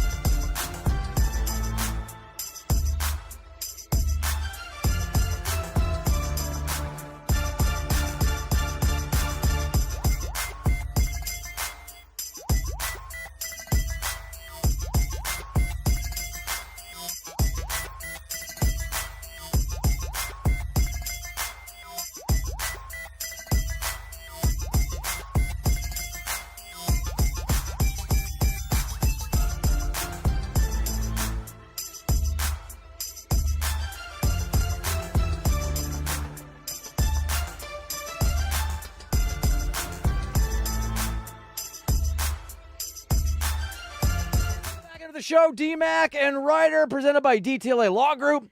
On the new 97.1 The Fan, the voice of LA sports. Accident or injury, visit calldowntown.com. That is calldowntown.com. If you want to talk some sports, chop it up with us, give us a call. Bursch will answer the phone, and you can talk to D-Mac and I.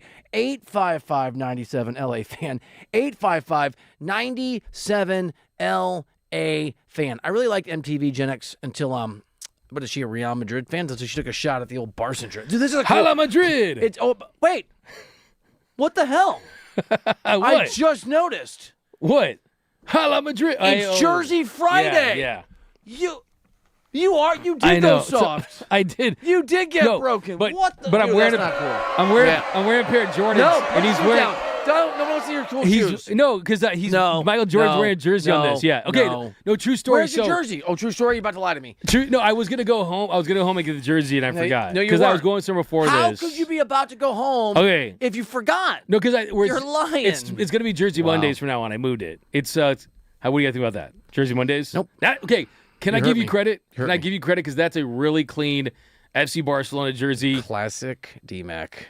I've been noticing ones that you've worn for different appearances you made on different television shows where you're wearing your other Barcelona ones. Oh, on the Substack?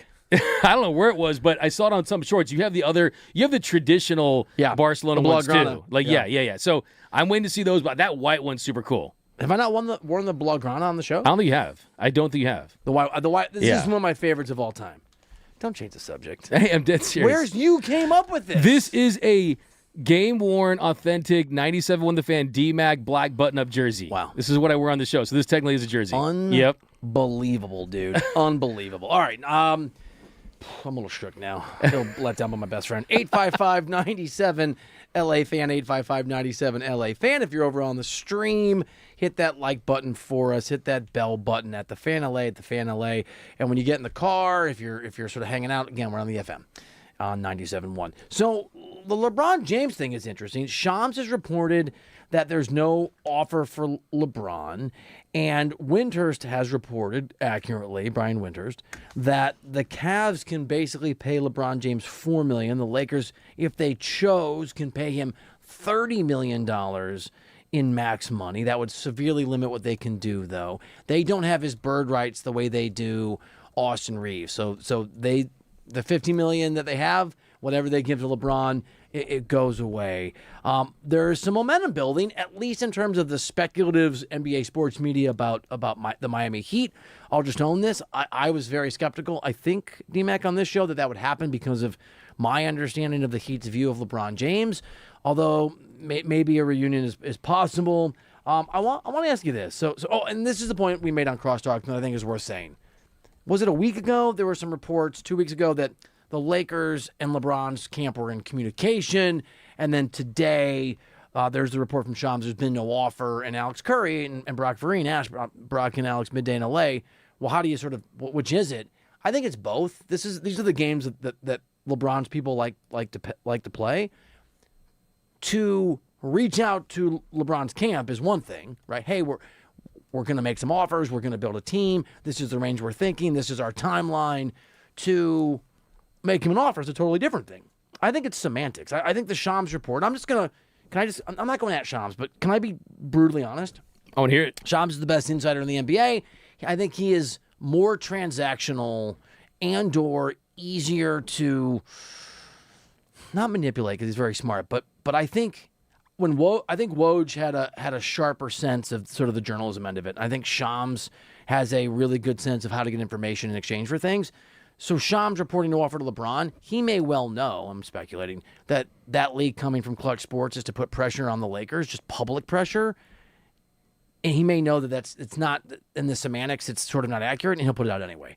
Whereas I don't know that Woj, my view of this as a former NBA insider who knows Adrian well and Shams not at all, but I've been around him a lot. That's my take on this. Here's my culture, or here's my question. To what degree do you worry about LeBron going somewhere else? Where do you come down on this if LeBron is in fact thinking about retirement and or playing leverage games with LA?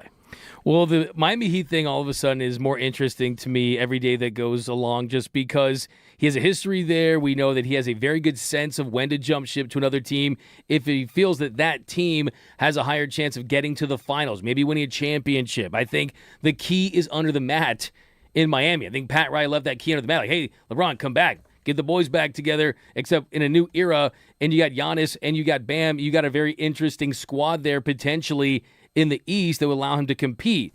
I also think that the Lakers are in an interesting spot just for the simple fact that no other team out there for a contender is going to be able to give more than $15 million.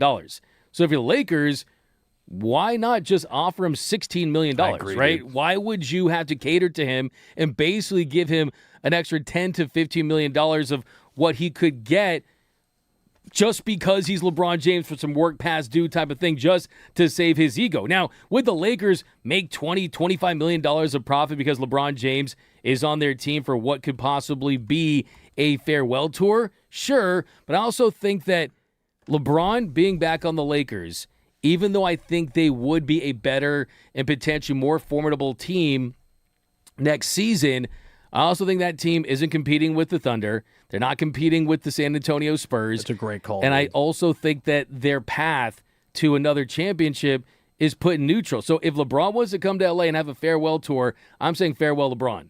So I'm going to give sort of two thoughts on that. I have a thought and I have a question. My thought is, or just the point that I want to make for people listening here on D-Mac and Reiter, 97.1 The Fan, the new 97.1 The Fan, the voice of LA sports.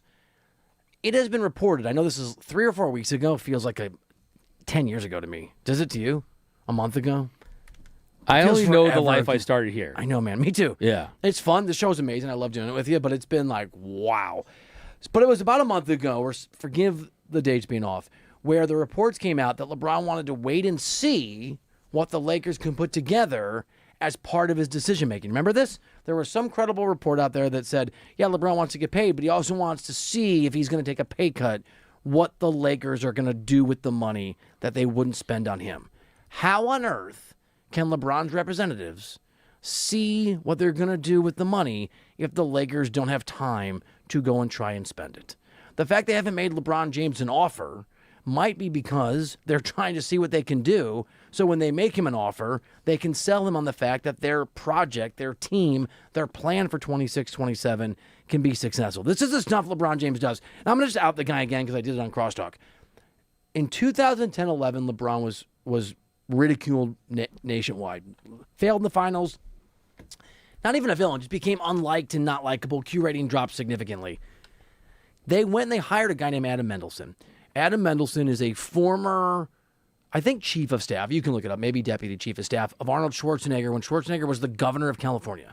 Adam Mendelson ran the Republican National Convention when it went to Minneapolis, and I don't remember what year. And by the way, I know Adam really well. We've spent time together. He doesn't speak to me right now because LeBron got all mad at me a year ago. That's fine, Adam. You're a good person. Adam's a killer, man, in a good way. So my point is, LeBron's operation isn't run by a PR person in the sense of, hey, we're good at stuff. You should write about it. Here's a press release.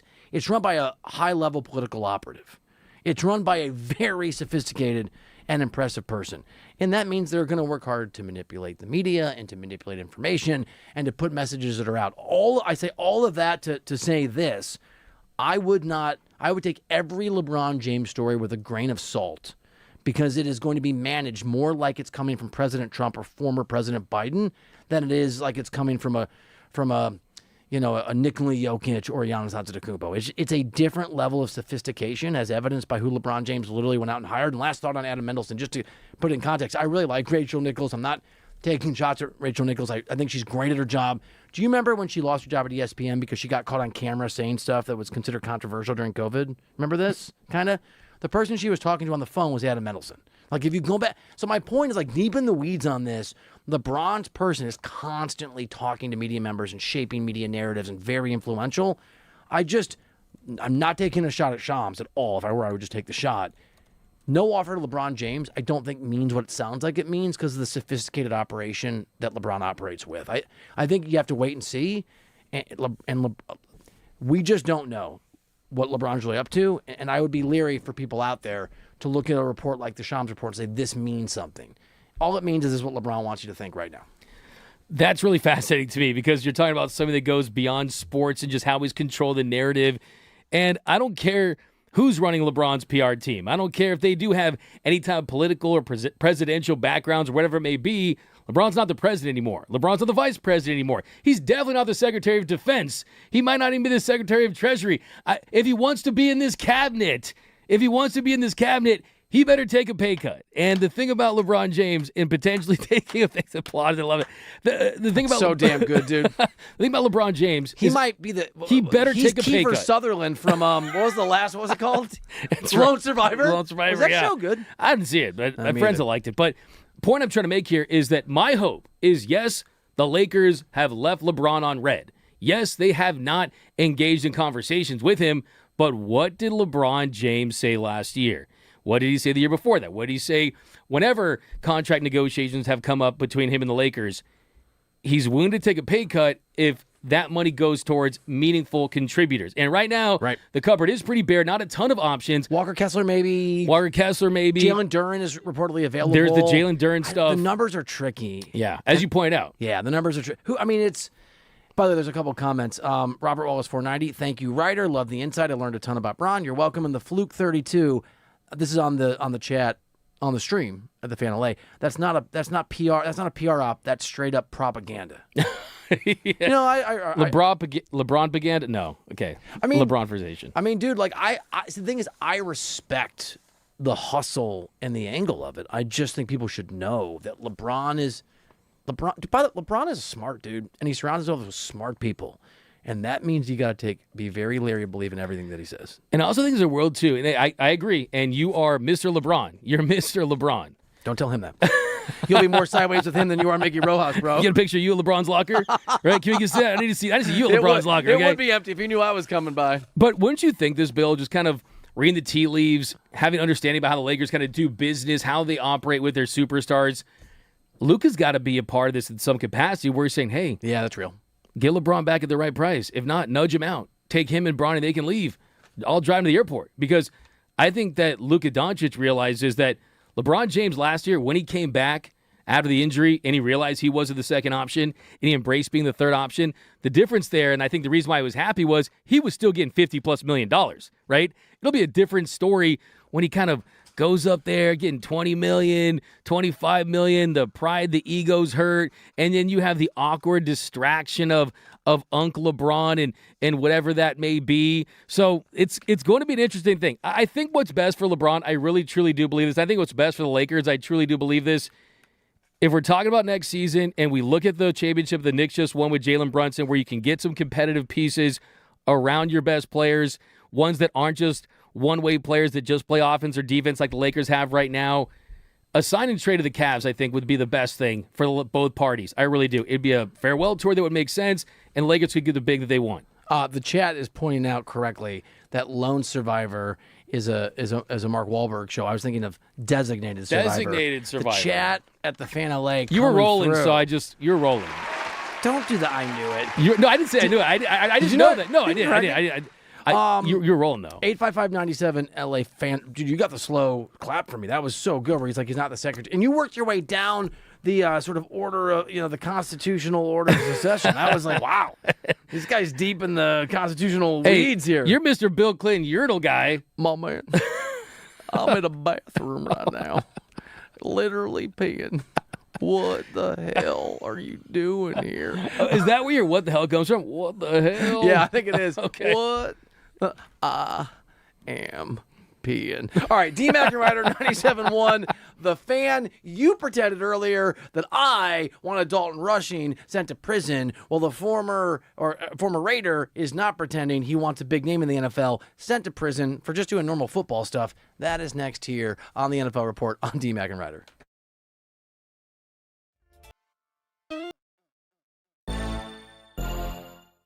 Oh, so good. So good. Little tahini margarita rim, Yeah, big shout to Savvy Sammy hooking it up. Crushing it. D-Mac and Reiter presented by DTLA Law Group on the new 97.1 The Fan, the voice of LA sports. Accident or injury, Text injury help to 40222. That's injury help to 40222. Let's talk some Rams, some Raiders, maybe some Chargers in the NFL report. It's time for the latest headlines on and off the gridiron. It's D-Mac and Reiter's NFL report. That's right. This is the NFL report. Burst. We're diving into the latest in the NFL. Of course, not a ton going on. We're not back at camps yet, but there's still plenty of storylines, such as earlier in the week we mentioned the Nate Atkins report in The Athletic that neither Ty Simpson nor Stetson Bennett were standing out for the backup quarterback job in camp so far. This led to plenty of reactions from aggregators about Ty Simpson.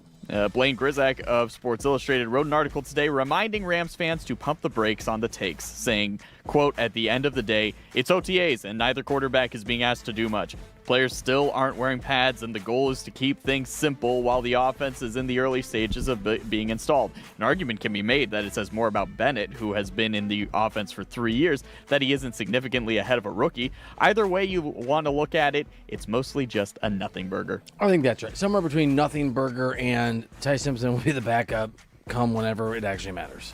Yeah, I'm pretty hungry for a something burger at some point because really the storylines have been a little low on the NFL side. But to me, what this is an indication of is if Stetson Bennett isn't standing out, that means he's going to get cut, right? So that's who they would probably go toward. So he needs to emerge. He needs to stand out, whereas Ty Simpson is still a rookie listening to himself when he goes to sleep, calling the plays. If Stetson doesn't play well, it's Ty who could benefit. That's a really good one. I can tell when you say that and you hate it. Well, I mean, if Did you say stupid? no, that was Did you good. just whisper stupid? If Bennett doesn't play You well, should've. if Bennett doesn't play well, he gets Stedisoned, like jettisoned. Stedison. Stupid.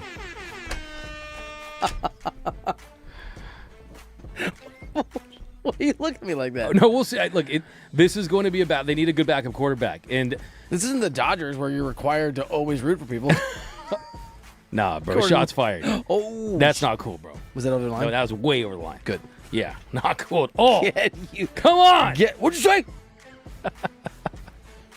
We have 4 more to go. Guys, so as you mentioned, Bill, if Dalton Rushing ends up in federal prison, he might be with Josh McDaniels in a cell, apparently. So former Raiders safety Jonathan Abram posted an Instagram story yesterday with a picture of Allegiant Stadium with the caption, "Josh McDaniels ruined everything we built. He should be arrested for sabotaging the organization and going to New England." That is aggressive. That was. Jeez.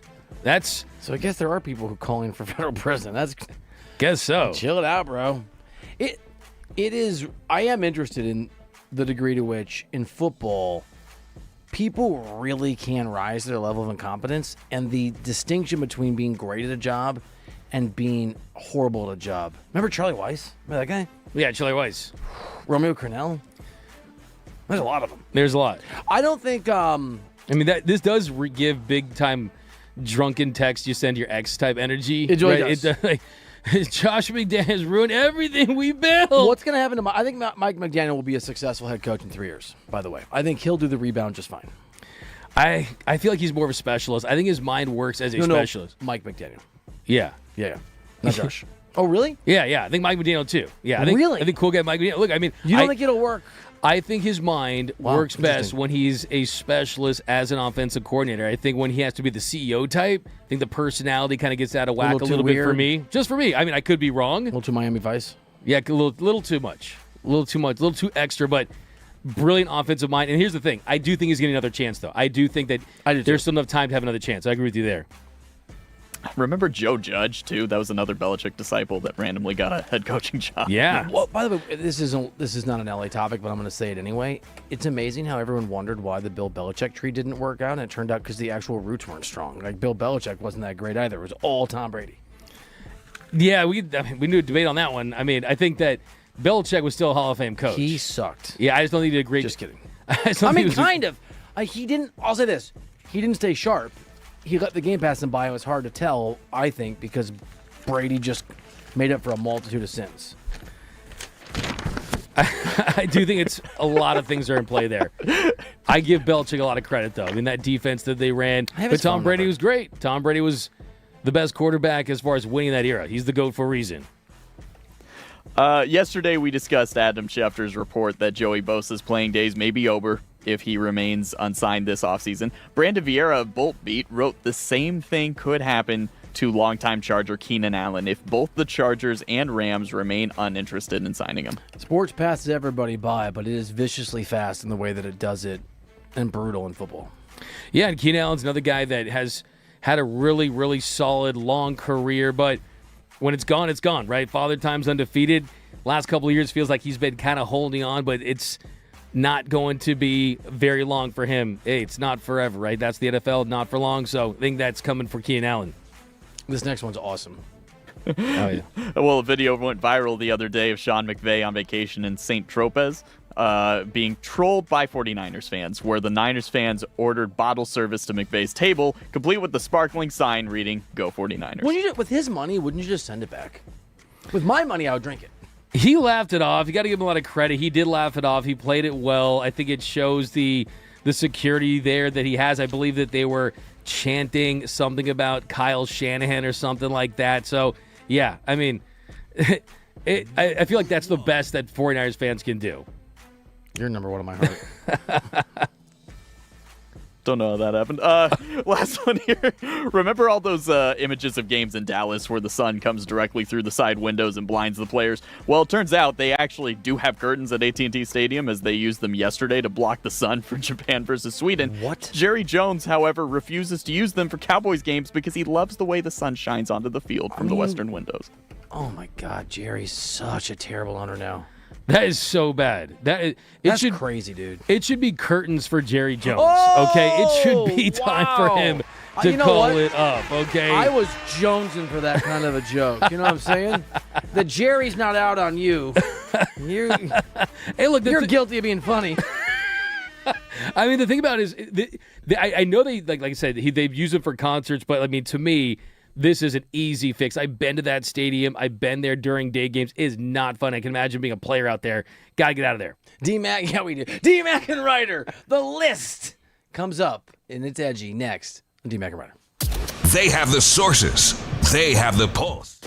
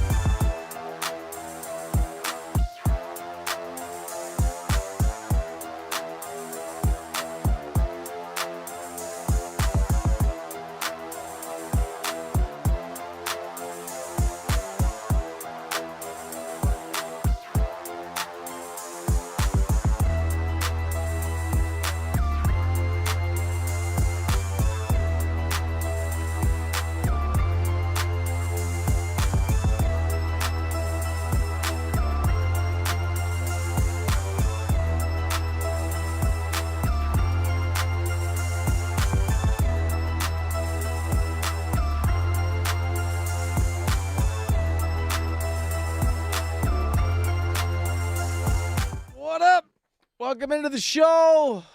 He is Doug McKay, I'm Bill Reiter. It is D-Mac and Reiter, presented by DTLA Law Group on the new 97.1 The Fan, the voice of LA Sports. Accident or injury, visit calldowntown.com. It is time for the list. Just kidding. Oh, no, not kidding. The best, the worst.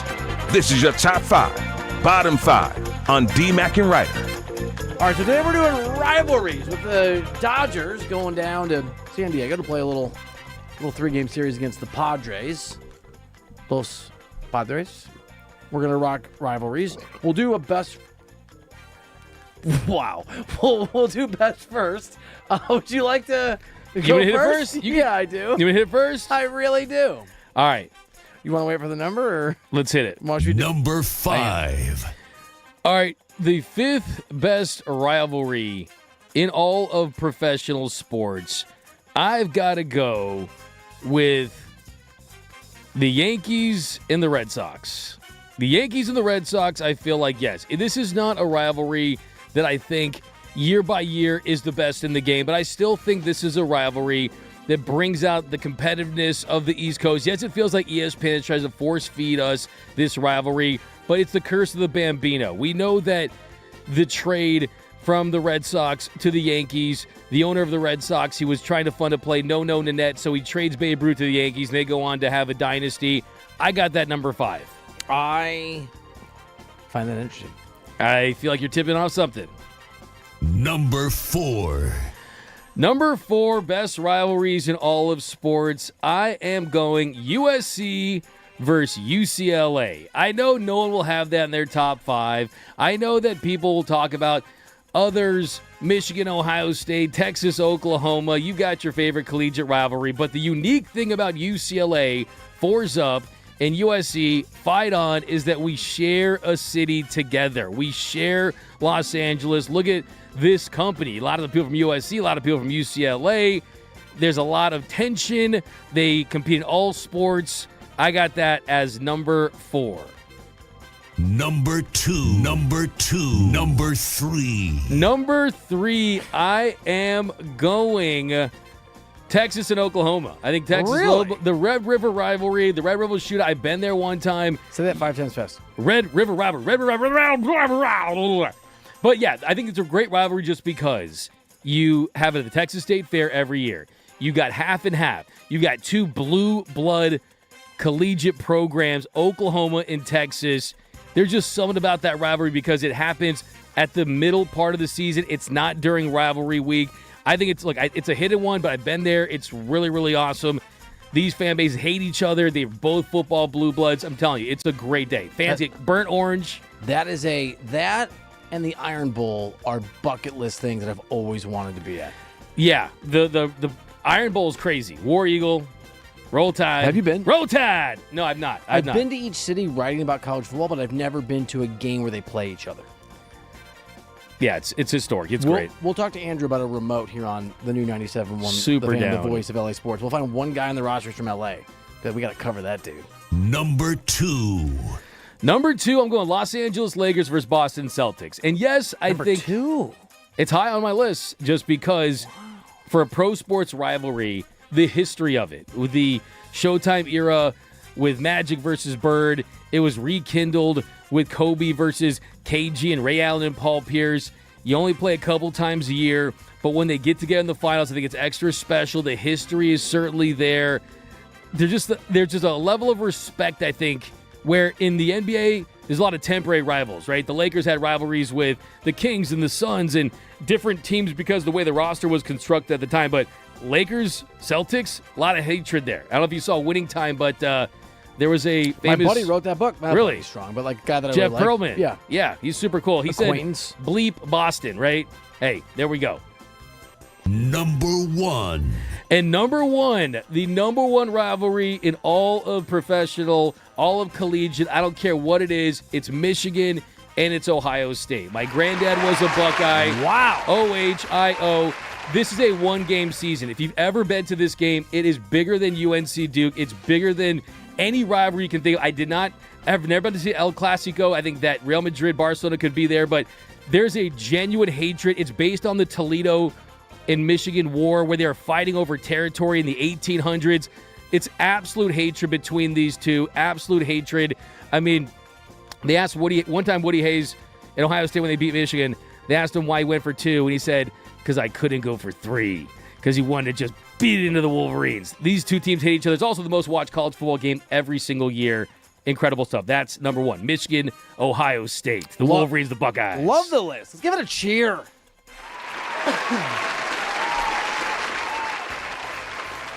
Part of what I like about this segment we do every Friday is we come up with something we're going to do our 5 favorite and 5 worst on, and we don't set the parameters, right? We just sort of do it our own way. I took a very different tact on this. Number 5. LeBron versus Steph. I think that is a generational defining rivalry. Both of those guys sort of set the standard for how the NBA is played. One is a physical specimen and a genius. The other as in Steph Curry, everybody thinks that they could be Steph, even though they couldn't be from a physicality perspective. And there was a time, and I think this has changed, but there was a time when the people around LeBron really feared Steph Curry and how he could damage LeBron's legacy. And Steph did the ultimate thing in sports, at least with LeBron. I can't speak to the people around LeBron. Won LeBron over with his greatness and his excellence. Maybe I'm a little biased because I covered those series. I covered all of those finals. But I just think sometimes, I'm not sure we forget, but it's worth remembering how amazing those showdowns were in the NBA Finals. Number 4. So this is one moment in time, I suppose, but I think Ohtani versus Trout is one of my favorite rivalries of all time. I know they were teammates. I get it. But there was also sort of a question early on, as we started to realize that Shohei was going to be special, who's the better player? And I can remember doing national radio at some point doing who's going to be the better all-time player. And that was a real, people were like, how could you even? That's crazy. It's Trout. When Ohtani struck Trout out in that situation in the World Baseball Classic, I think it's the single most exciting moment I've ever seen in a one-on-one situation. I'm surprised you didn't say Shohei versus Dalton Rushing, because of how much you hate Dalton Rushing. Well, there are worse coming up. Oh, why don't you just step back, Dalton Rushing apologist? All right. Number 3. Shaq, Kobe, and I mean when they were teammates. I wish I had been successfully in sports media when that was going down. Can you imagine in the social media era what that story would have been like to been around and cover? For me, it's 2 of the greatest. I think I have Kobe 8 and I have Shaq 5. 2 of the greatest 8 players in the history of the sport. And for some people that have them much higher, on the same team, battling each other for supremacy, for dominance, for the hearts and minds of Lakers fans, and ultimately for who would remain a Los Angeles Laker. What an incredible showdown of talent, ego, stubbornness, and 2 very different approaches to unprecedented levels of greatness. Number 2. I've got Lakers-Celtics here. I didn't want to do a lot of team ones, but I think Lakers-Celtics just beats out Yankees-Red Sox as the greatest rivalry in the history of sports, just in terms of not just the sort of regional, because it's not regional in this case the way it is for Yankees-Red Sox, but it has shaped the entire NBA. And until 5, 6, 7 years ago, the Lakers and the Celtics had a crazy disproportionate number of every NBA championship ever won. Number 1. Barca against the bad guys, Real Madrid, a Clásico. It's the best rivalry on earth.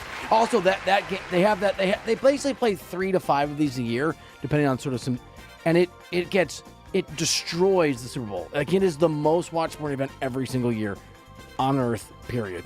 No exceptions.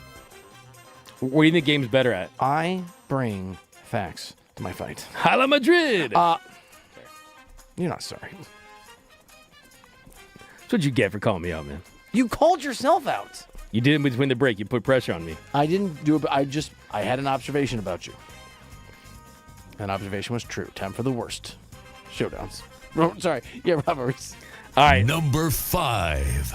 I'm putting this at number 5 because I was reluctant to even put this as a rivalry, but I will say Dodgers-Padres, because Dodgers-Padres to me is not a real rivalry. To me, this is something that's made up by Padres fans. People say it's big brother, little brother. No, I think it's, hey, the Padres are not a rival of the Dodgers. They're division rivals by nature, but to me, it's like, does a nail have a rivalry with a hammer? I don't think they do, right? To me, I look at it that way. Their fans love it, but the Dodgers, they don't view the Padres as a rival. So, sure, have the Padres developed something with the Dodgers? Have the fans done it? Well, good. Congratulations, San Diego. You have a rivalry. The Dodgers have a dynasty. But, hey, if I have to force it, if I have to consider one, I'll have that number 5. Number 4. Number 4, I have Lakers versus Warriors. The Warriors really think they have a rivalry with the Los Angeles Lakers. I mean, to me, the Warriors are a team that they don't have any type of history other than the last 20 years. Sure, you've had Steph Curry, you've had this elite era where you're able to win championships, but no, you're not on the Lakers level. You are not a team that kind of scares the Lakers. So to me, look, the Warriors, great for basketball, another marquee team, but I hate these Warriors fans that show up at crypto trying to represent. No, the Lakers, they run the West Coast, they run California, they run the world, okay? So get in line, Warriors. I mean, Number I like 3. the entire take, but I mean, the Warriors did have a pretty good run They had a great run. on the but West Coast and worldwide. They had a great run, but like this is like a 10, 15-year run. No, Okay? I'm with Don't you on act the- like you're a blood rival I'm with you anymore. on the rivalry. They I think just that they're the Giants-Dodgers. You're not that, bro. You're new to the party. Gentle pushback. They sort of did run the West Coast in the world for like a long time. Sure, but that to me doesn't. Then they're the rivalry as far as like the Kings and the Suns, as far as they're really competitive and really good and they dominated. This for when Draymond Green's in studio. Okay, fine. right. Number 3. Okay, this is going to be a little controversial. Number 3, I have North Carolina versus Duke. Got friends that are Tar Heels. Really? Got friends that are Dukies. They shove this rivalry down my throat every year, saying it's the best rivalry in sports. But the funny thing to me about the whole Duke part of this thing is they show Cameron Indoor Stadium. You see all the fans. And to me, it's crazy that 95% of all those students are like, let's go Duke. Let's go Duke. They didn't care about college basketball until they got into that school. They didn't care about the rivalry until they got into that school. It's a really tough school to get into. Look, to me, I think the UNC-Duke rivalry is solid, but I think it's overrated. They play a couple times a year. People try to say it's better than Ohio State and Michigan. Another thing, too, is with the one-and-done era, you're not even having those players really stay at those schools because of the talent they're able to attract. I think the UNC-Duke rivalry, I still love it, but I think it's overrated and deserves to be on this list. Number 2. All right, number 2, I got LeBron versus Kobe. So to me, the LeBron versus Kobe is on this list because for so many years, the NBA kind of wanted to have this rivalry. Okay, Kobe, he's the Jordan successor. Then does the torch get passed to LeBron? Will we ever see these two in the finals? Where the truth is 2007, when LeBron made it to the finals, Kobe got bounced in the first round. 2008, 2009, it was close, but LeBron lost to the Magic in the Eastern Conference Finals. In 2010, LeBron lost to the Celtics. So we never got to see that matchup in the finals, and they were at two parts of their career. LeBron was more athletic, Kobe was wiser. They never really got to match up at the peak of their powers. For the record, 22 total matchups, LeBron 16 wins, Kobe 6. But we all saw what Kobe did in the Olympics when he was the alpha on that team. I love that. By the way, my entire life turned on this idea because when I was working as a newspaper guy in Kansas City, FoxSports.com in 2010, when LeBron went to Miami, decided to do their entire website NBA coverage around Heat or three-peat when the Lakers were going for 3. And they hired a writer to cover the Heat and a writer to cover the Lakers, and they let me choose. And I chose Miami. There was a whole marketing campaign, right? Was the whole Remember the thing? Nike where they had the Oh, Muppets that's and right. the championship cookies, and it was LeBron versus Kobe. They tried to make this a thing. It They just was never wanted a thing. They wanted it so bad. I love this on your list. I think it's dead on. And I love it when we go back to things that sort of we were obsessed with. I'm like, hey, this didn't happen, right? This wasn't actually, it didn't turn out to be a thing. Had LeBron and Kobe played each other in 3 or 4 finals, it had the potential to be Magic Bird-esque. But I love this, dude, because we didn't even get one. We didn't get one. We need 3 for that to be a It's like we got the trailer, never got the movie, right? That's the thing. Oh, hell, can I get a clap for that even when we're number 2? I love where you come up with this stuff. In the lab, bro. So In the lab, bro. I think we got, here we go. This is the big one. Number 1. My number one's so controversial, I'm just not going to read it. So I'm done there. Okay, I've got Army versus Navy in college football. Whoa. This is so controversial. I love America. And I love America too. And I have family that have been in the military, strong military ties. Wow. I'm putting this on my list, not disrespecting Army or Navy, but because of the quality of football that we get in this game. Yes, you got triple option offenses run-heavy offenses. Both of these teams aren't teams that are contenders for the national championship. You get these uniforms that are kind of wild. Don't get me wrong. It's a cool respect. I love the national anthem. I love it when they all are doing the national anthem. No, I love the national anthem. I love the patriotism, the atmosphere, the pageantry. But to me, I turn it on just for that. And when the game starts, I'm out. Go Navy. Go Navy, go Army. But, hey, I'm just saying, the quality of the game itself. There was unpopular opinion, very controversial. That's wild. But I got to speak with my heart. I never don't do that. I always, sorry. What'd you say? I thought you were right. The hell? All right. We're D-Mac and Reiter 97.1 The Fan, the voice of LA Sports, and we are giving voice to our 5 favorite and 5 least favorite all-time rivalries, or so-called rivalries. I guess I'm up. Number 5. The Clippers. I wish James Coe was working today. Although Martin Weiss is in, he's very talented from 6 to 10. The Clippers against anyone. There's no such thing as a Clippers rivalry. It doesn't exist. If a tree falls in the forest and doesn't make a sound, do the Clippers matter? No. They don't. They're a net loss for humanity, right? I mean, think about that. Can you name a single... Even the Kings have a rival in the Lakers from back in the day a little bit. Who is the Clippers' rival? When the Clippers come to town, who cares?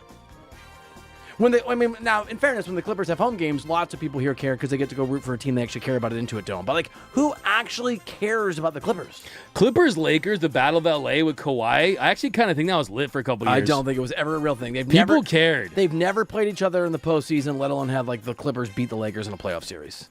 I agree. They need to play in the postseason one time. They almost did a couple years back, but okay, didn't happen. Yeah.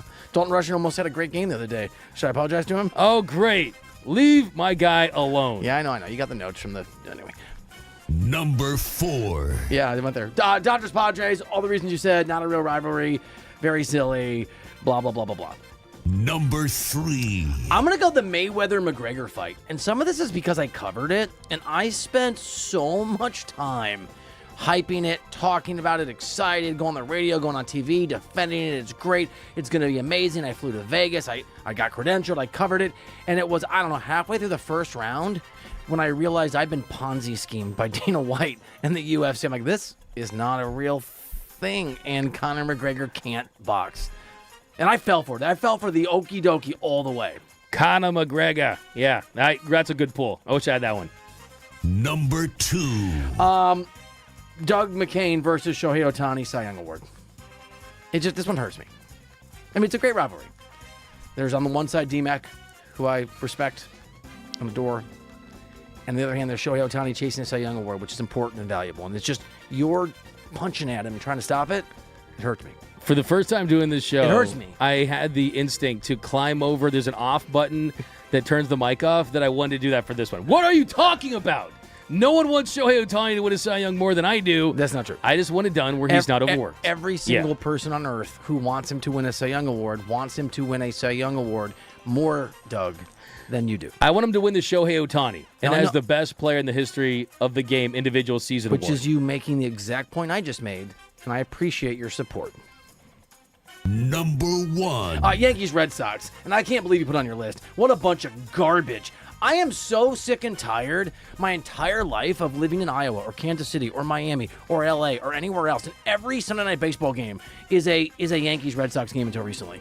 I can remember there was a year where the Yankees were, 6 games behind and the Red Sox weren't very good. And it was like, it's the game tonight. It's Sunday night. Put the Brewers on when they're good. Put the Braves on. Now the Dodgers now are on. But put the Dodgers on. I don't care about Yankees Red Sox. When the Yankees and the Red Sox play each other in the ALCS, I'm down. I'm in. I can watch that. Or when they're both really, really good. But there's other teams in baseball. For years, the morons who run ESPN and Major League Baseball we all thought that the only part of the world that existed between Boston, Massachusetts, and New York, New York. And by the way, I've lived in New York, and my mom's from Jersey. I like that area. I like New York City. It's cool. Boston's a fun place to go. There's other cities and baseball teams in America, you morons. I disagree with this one, man.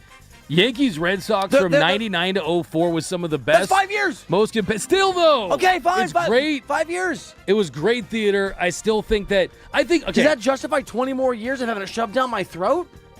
They're two major markets, two traditional powers. Who cares? Mix it up. I like Yankees Red Sox. You would. That's it. Any honorable mentions? Dude, I should have put you number one. I should have put you number one, man. I can't. First of all, I think fair. First of all, I think we agree that's totally fair. We're not gonna. I feel like we analysis. shouldn't go to break here until you actually give us your real fifth one. Having me versus Shohei Ohtani in the Cy Young is absolutely ridiculous. I think you need. What was the actual one there? Think about the compliment. That is absolutely insane. What's the real fifth one? What's the real fifth one in there? What's the real fifth one there? You technically just named 4. That's not true. D-Mac and Reiter, I have you on a greatest all-time list because I view you as a GOAT. You're the greatest troll of all time. Hey man, I am morally and spiritually offended by your zealous love for Shohei Ohtani that has turned you into the mother from The Aviator with the soap and the flashback. You're not safe. You're not safe. You're not I'm safe. Marlin from Finding Nemo. I'm fine with that though. Yeah. What's the real fifth one? Come on now. That's absurd. That's fine. It's Doug versus his inner true self when talking about Dalton Rushing. But I didn't want to bring it up. Yeah, I know, right? I got you, man. You're my boy, Blue. I just rewatched that movie. I just rewatched Old School. Holds up. Great. You're my boy, Blue. You're my boy, Blue. Let's go streaking. KFC. You good? How are you gonna bring up movie lines and I do movie lines in that same movie and then you go silent? I was looking at my list and thinking and rethinking whether or not I made a mistake, and then I realized I did. I should have put you versus Shohei Ohtani Cy Young Award number 1. Number 1. Did I get a cheer? Number 1. Oh, that's an endorsement. It is? Okay, fine. At least I'm number 1 in something, so I'll take it. You're number 1 in my heart. D-Mac and Reiter, 97.1. The Fan. What are we doing? Oh, Major League Baseball has some updates, some news on their CBA. I know this stuff is usually boring to a lot of you, but this is actually a direct threat to the Dodgers and their way of building the team the way they do. It's almost like not CBA news. It's how do we stop the Dodgers news, and it's next on D-Mac and Reiter.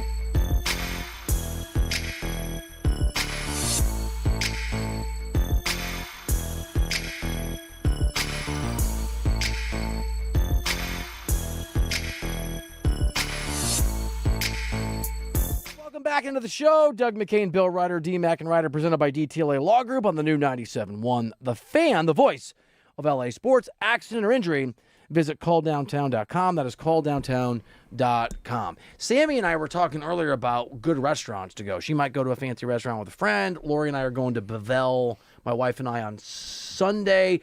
What's the place you recommended? I wanted to look it up. Safi's on Fountain. Really good stuff. You like Mediterranean? My mouth is water. I love Mediterranean. Yeah, that is the spot. Okay, I'm looking at. Oh wow. Now is this the kind of spot where I need to get myself a reservation in advance? Yeah. Yeah. You got to hook up? I got you. Yeah. Get the red snapper. The red snapper's legit. Are you still gonna hook me up even though you're mad at me? A little bit. That's a good point. A Never little mind. mad at me. Never mind. Red snapper is snap shut on me. Yeah, it is. Absolutely. Oh man. I'll take you to dinner Okay. and I'll pay for half of it. Really? One Okay. third, Go one third. Dutch. I'm down. Go Dutch. We'll take the whole crew. You can do it. The new 97.1 The Fan, the voice of LA sports. All right, so we've got some latest on the CBA and some of the things that Major League Baseball is proposing and hoping for and aiming for. One of them, my favorite person, Doug McCain, who I want to have dinner with at Safi's or anywhere else, is an increase in the minimum salary. It would go up to $1 million per year from the current $780,000. There's some details here in terms of like how that applies and some of the exceptions, but basically, one of the things they're doing before they drop the hammer is trying to pay some of the players, the minimum players, more money, but they want free agency after 5 years. Right now it's 6 from players who are 30 or older when they reach that point, as well as elimination of the qualifying offer system. In exchange for this, the league seeks to have free agent contracts capped at 5 years for players who change teams. A player resigning with his prior team could sign for a maximum of 6 years. The size of those contracts would vary based on revenue. Under the sort of cap floor model, based on last year's numbers, the max deal, so you're capping income, this is not good for the Dodgers, for a player resigning with his own team would be 6 years, $265 million.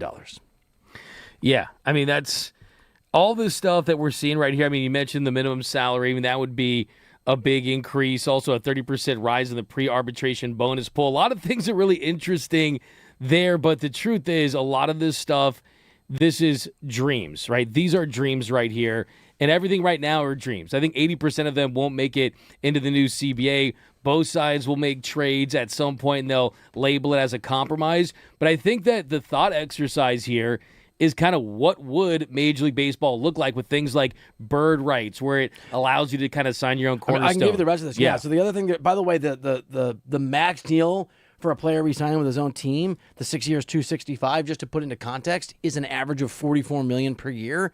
That's obviously a massive pay cut from what the market just dictated that Kyle Tucker got, right? And contracts tend to go up, not down in the current system. To your point, they would eliminate deferred money in contracts. So no more Bobby Bonilla Day jokes, no more Shohei Ohtani sort of setting things up for tax purposes in the benefit of the Dodgers today. And then, as you noted, the creation of a cornerstone player provision that, you're right, basically draws on the NBA's bird rights provision. I will say this feels very, not just anti-Dodgers, this feels like the Mets did a ballet, the Dodgers have done it well. I do think that whatever system you apply, any system, it's not going to happen. You're totally correct. You could wave a magic wand and baseball, Major League Baseball and its owners could get everything they want, which isn't reality. And I still think Andrew Friedman and the Dodgers would dominate. I think they would still win because they are a better run. I do too. I think when you look at where baseball is, a lot of it has to do with player evaluation and having the eyes on the right types of players. I mean, yes, you're still going to have big stars in big markets. And when you talk about the 0.1% of baseball players that have offers with contracts north of $200+ million, that's a very, very small percentage of the league. And the Dodgers will still get a lot of those players, but I think still it's going to be about the players in the margins. I mean, Miguel Rojas was the hero last year, and he was the 287th highest paid player in Major League Baseball.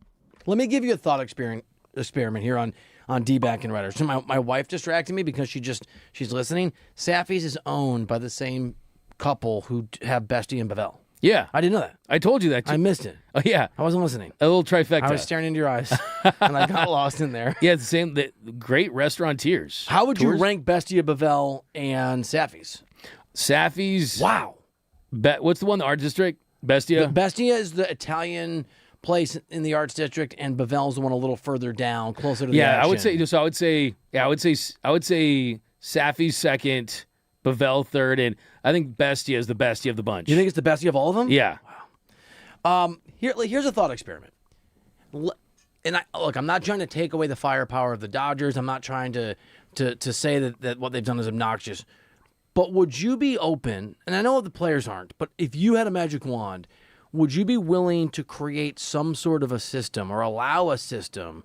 Because the owner of the Dodgers has supported this. I mean, he's down with it, right? Like, he has come out and said and I think Magic Johnson's comments are pretty clear where the Dodgers come down, that they're on the side of the owners and taking away the Dodgers' advantage.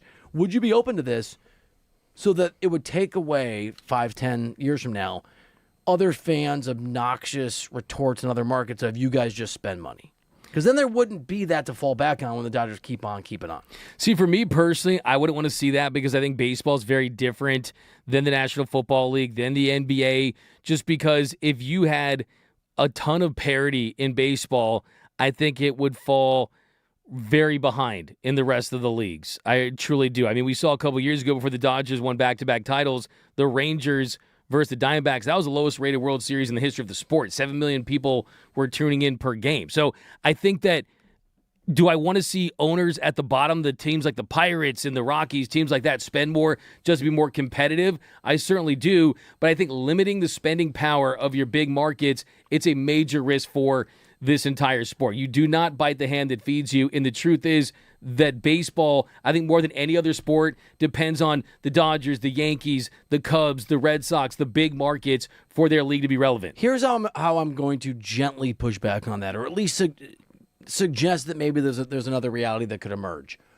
Part of the problem, I think it's sort of self-inducing. Part of the problem with that World Series that rated poorly is that fans are trained to believe, right, often rightfully so, that if a surprise baseball team makes a run in the playoffs, they are not going to have exciting players. Because the really exciting players that are the game changers in baseball, they go to the Dodgers, they go to the Yankees, they go to the Mets, they go to the Red Sox. They used to go to the Cubs. They don't anymore.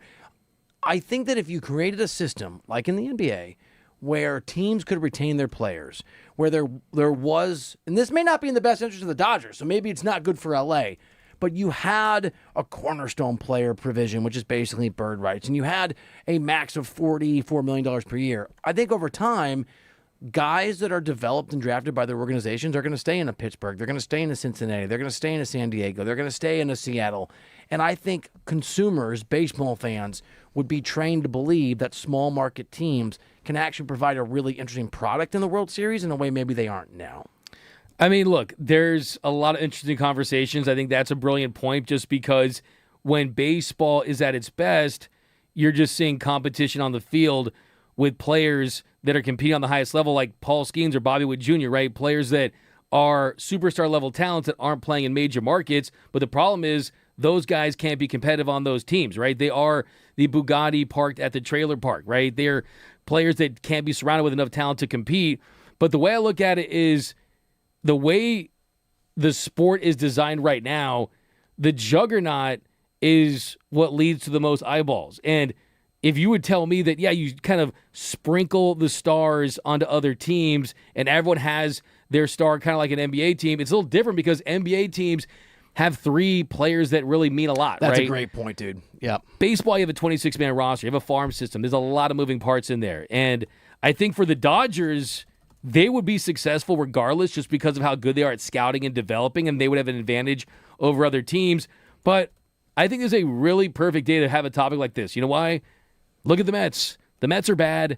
The Mets just fired their manager. Yep. The Mets have unlimited pockets, and they can't win either. There's a lot more than money when it comes to winning a Major League Baseball, and I think that the owners realize that. But I will say, to your point about Mark Walter wanting this and kind of maybe pushing for this, at least hinting at it, right, with some actions that he did have.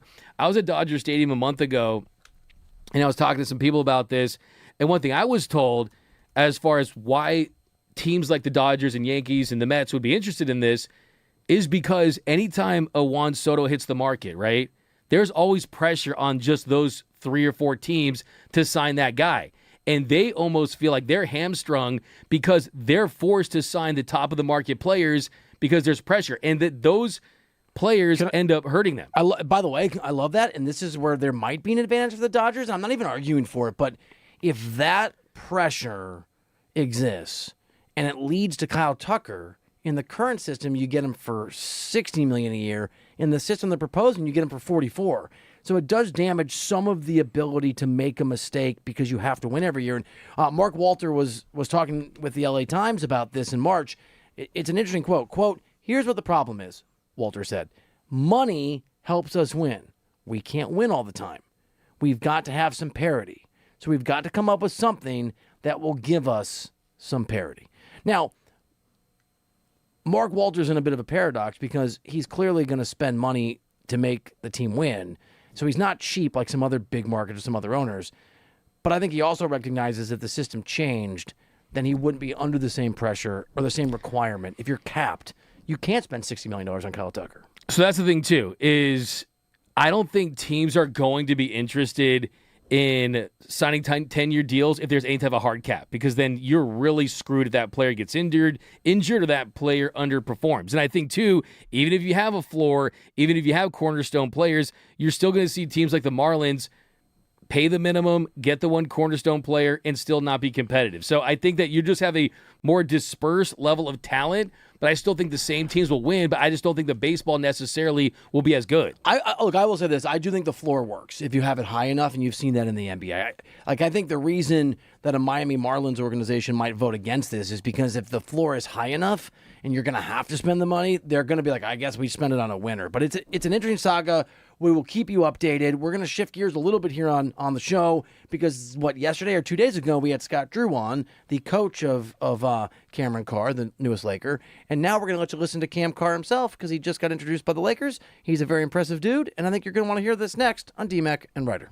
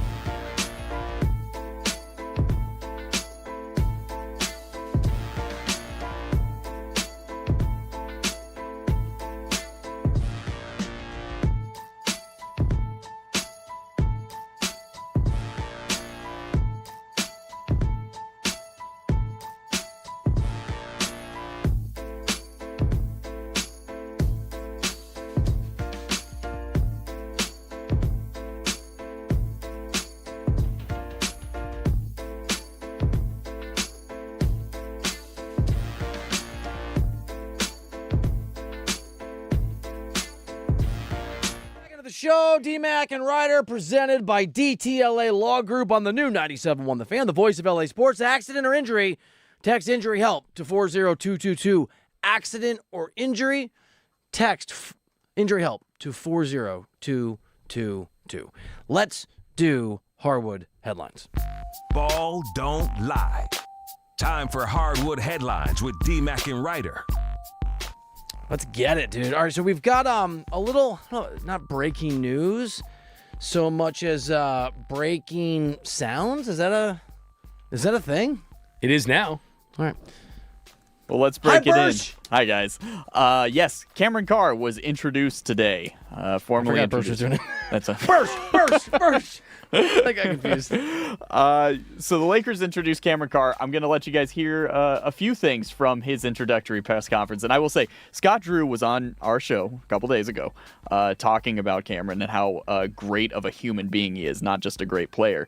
And I'm telling you, within the first minute of listening to this guy and watching this guy's press conference, this is a good dude. Lakers fans get very excited. So let's just here's his initial comments to start things off here. Yeah, man. First things first. It's a blessing to be here and get to sit down and talk to you guys. So thank you for having me. But man, walking in the building, first thing is like you just notice just the rich tradition and the people that have been here before you, and you just gotta give. It's like a moment of like happiness. You know, as a kid, you always dreamed of walking across that stage and accomplishing everything you wanted to, and so. Man, it just felt good to walk in the gym and look at all the people that came before me, and now I'm in their shoes. So, Look, I know vibes don't score points and block shots and win basketball games, but I'm with you, Burst. That young man sounds like a very impressive dude. The vibes are high. I totally agree. There's an energy, a confidence to him. Yeah. I just think that he's impressive in the way he speaks and handling the media in that situation. I love it, man. I'm so on the Cam. I know we have more. I'm so on the Cam Carr train now. I'm in. Scott Drew sold me. All right. I'm ready for more. A little more magic. Yes, let's hear some more from Cam Carr. This is about the response he's gotten from the team thus far. yeah, no, I've talked to a couple of the guys, gotten a lot of love on social media from LA and the people in this community, and so, man, it's been very welcoming, very warm, and very accepting. So I'm excited to get to work. The pressure is massive, too, with the Lakers, as you know, right? We've seen so many, especially the last few years, guys come in and not be successful and not get it done. He's going to have to be good enough and earn it, but he's such an athlete. He's such an athletic person and that's something you can't teach. To have a head on his shoulder, he sounds like a coach's kid, which he's not exactly, but he's a former NBA player's son. I'm drinking the Kool-Aid. We'll see what happens, the Carr Kool-Aid. I like you said it, the confidence this dude has and maybe the ability to wear that shirt and carry the weight of it. Yeah, and I think that he's got a lot to prove, right? Because he's still a lottery ticket. He still has to make his way in this league. But I just love the fact that he's a guy that makes sense for now and the future, right? He's someone that can contribute in year one, but could be a long-term play, playing alongside Luka Doncic. And I also think, too, there's a chip on his shoulder a little bit because he was supposed to be a lottery pick. And I think that he also has that confidence, and he's got that fire to say, hey, I'm out to prove that I was better than the 23 guys that were drafted before me. So I think there's a little bit of that, too. He's a nice guy, but I also see that fire in him, too. And one more cut here from Cameron Carr. This is on if he has talked to J.J. Redick yet. First things first, I did talk to him. Great guy, had a great conversation. Man, I think he's excited to get to work just as I am and get to coach me. I'm excited to play for him. So have I had conversations with him? Yes, he's the first conversation I had that day. So I cannot wait. I wish someone, I know you can't ask a young man this, but it'd be great to just say, was he nice? Was he intense? Was he scary? Because Redick's more intense than I am.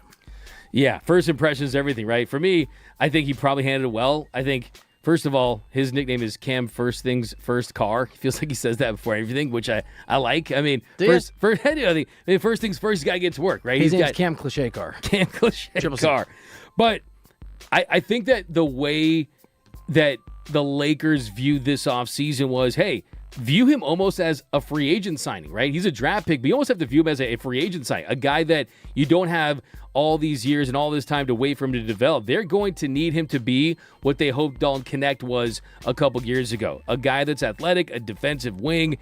I'm excited about the guy. Like, I hope that we're talking about him a year from now saying, yeah, he was the steal of the draft. We're not promising anything here, but just full disclosure, I've been texting with Cam Carr's people, and they're going to try to get him on D-Mac and Reiter at some point, hopefully in the next week.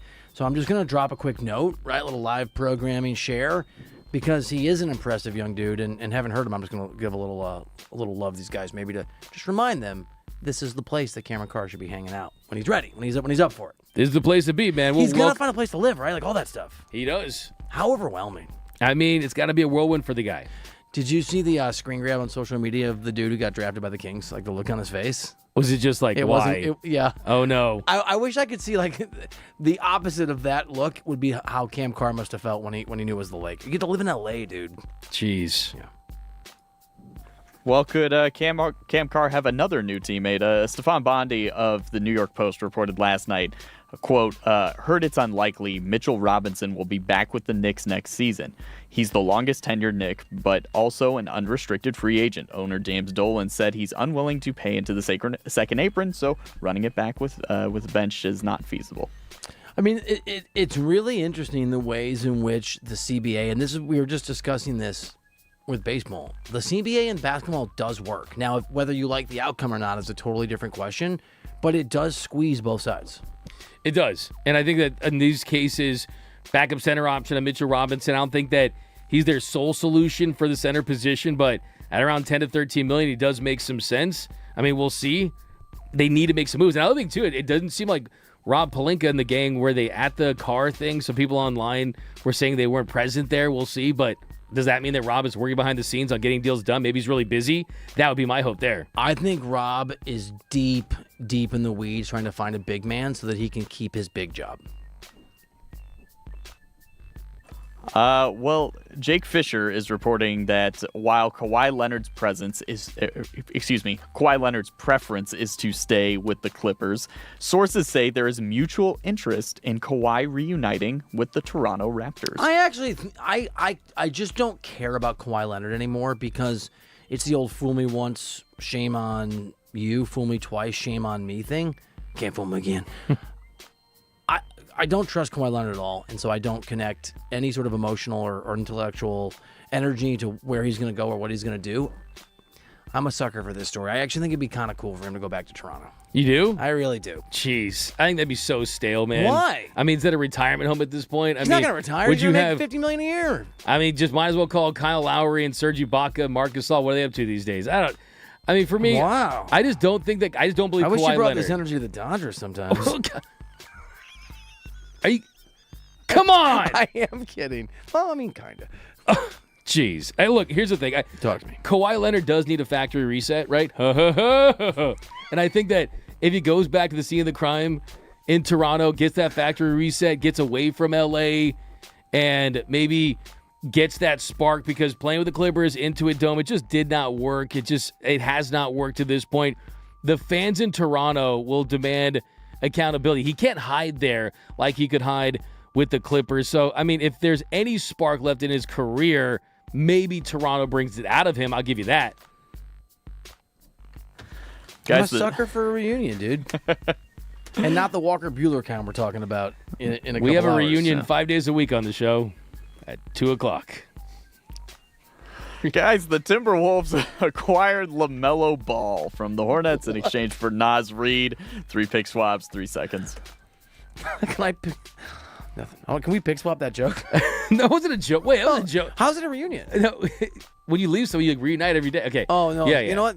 Can you boo me? I missed it. Jeez. That's my fault. Yeah, no, I want to say I'm absolutely 100% all here for Anthony Edwards and LaMelo Ball on the same team on the Wolves. LaMelo Ball is an I don't think it's imperfect gonna player. work. We didn't discuss. I don't think it's going to work. I don't think it's going to work, but it's I going to think be fun. it's desperate. Like, I think it's going to be fun. It's like, I think it's going to be a pairing where it's going to be entertaining, especially I think those it'd be LaMelo post. Fall. I don't think it's going to work. Actually, here's my Lakers connection to this. This is what happens was a when you're LaMelo so... Hall to get him. Oh, that was good. Why don't you LaMelo out? I think this is what happens when you don't build the right team around your superstar and you don't understand how the CBA works, and then in an act of desperation, having traded Cat away. Trust me, this is because Anthony Edwards called up the people there like, what the bleep? You traded Cat away, now he's got a parade, and I'm chilling here, and we didn't make it to the conference finals this year, and we did the previous 2 years. This is an act of desperation, and here's the warning to the Lakers. manage this offseason well. Manage the situation well with the right pieces so you're not desperately trading for some damaged would-be superstar. And I like LaMelo Ball's game, but he's never healthy. In the hope you keep Luka. It's not going to work with LaMelo. Anthony Edwards will be somewhere else a year from now. LaMelo's played more games than Wemby last 2 years. He did. He played 72 last year. But he played barely that number. Okay, but, I mean, that's 3 the years case. added up. I mean, look, you always got to take that risk, especially for all-star level talent. I think with LaMelo Ball, Anthony Edwards is not going to be as easy to double team. You made the conference finals 2 years in a row, and then you lost to the eventual team that made the finals last year. I think it's an act of desperation. I like Naz Reid a lot. I mean, like, you lose toughness, you lose rebounding, you lose. I mean, Naz Reid was a good player. I don't know why I'm saying past tense. He's still around. Yeah. Charlotte feels like he's and gone if from the DiVincenzo league. didn't tear his Achilles, it would look like a better deal too, right? But Yeah, that's probably right. I still like this move. It's going to be fun. I mean, I guess I should celebrate on the side of ambition. Dodgers Padres tonight, and a Walker Buehler, easy for me to say Buehler. Reunion, and we'll get into that next year on D-Mac and Reiter. They have the sources. They have the pulse.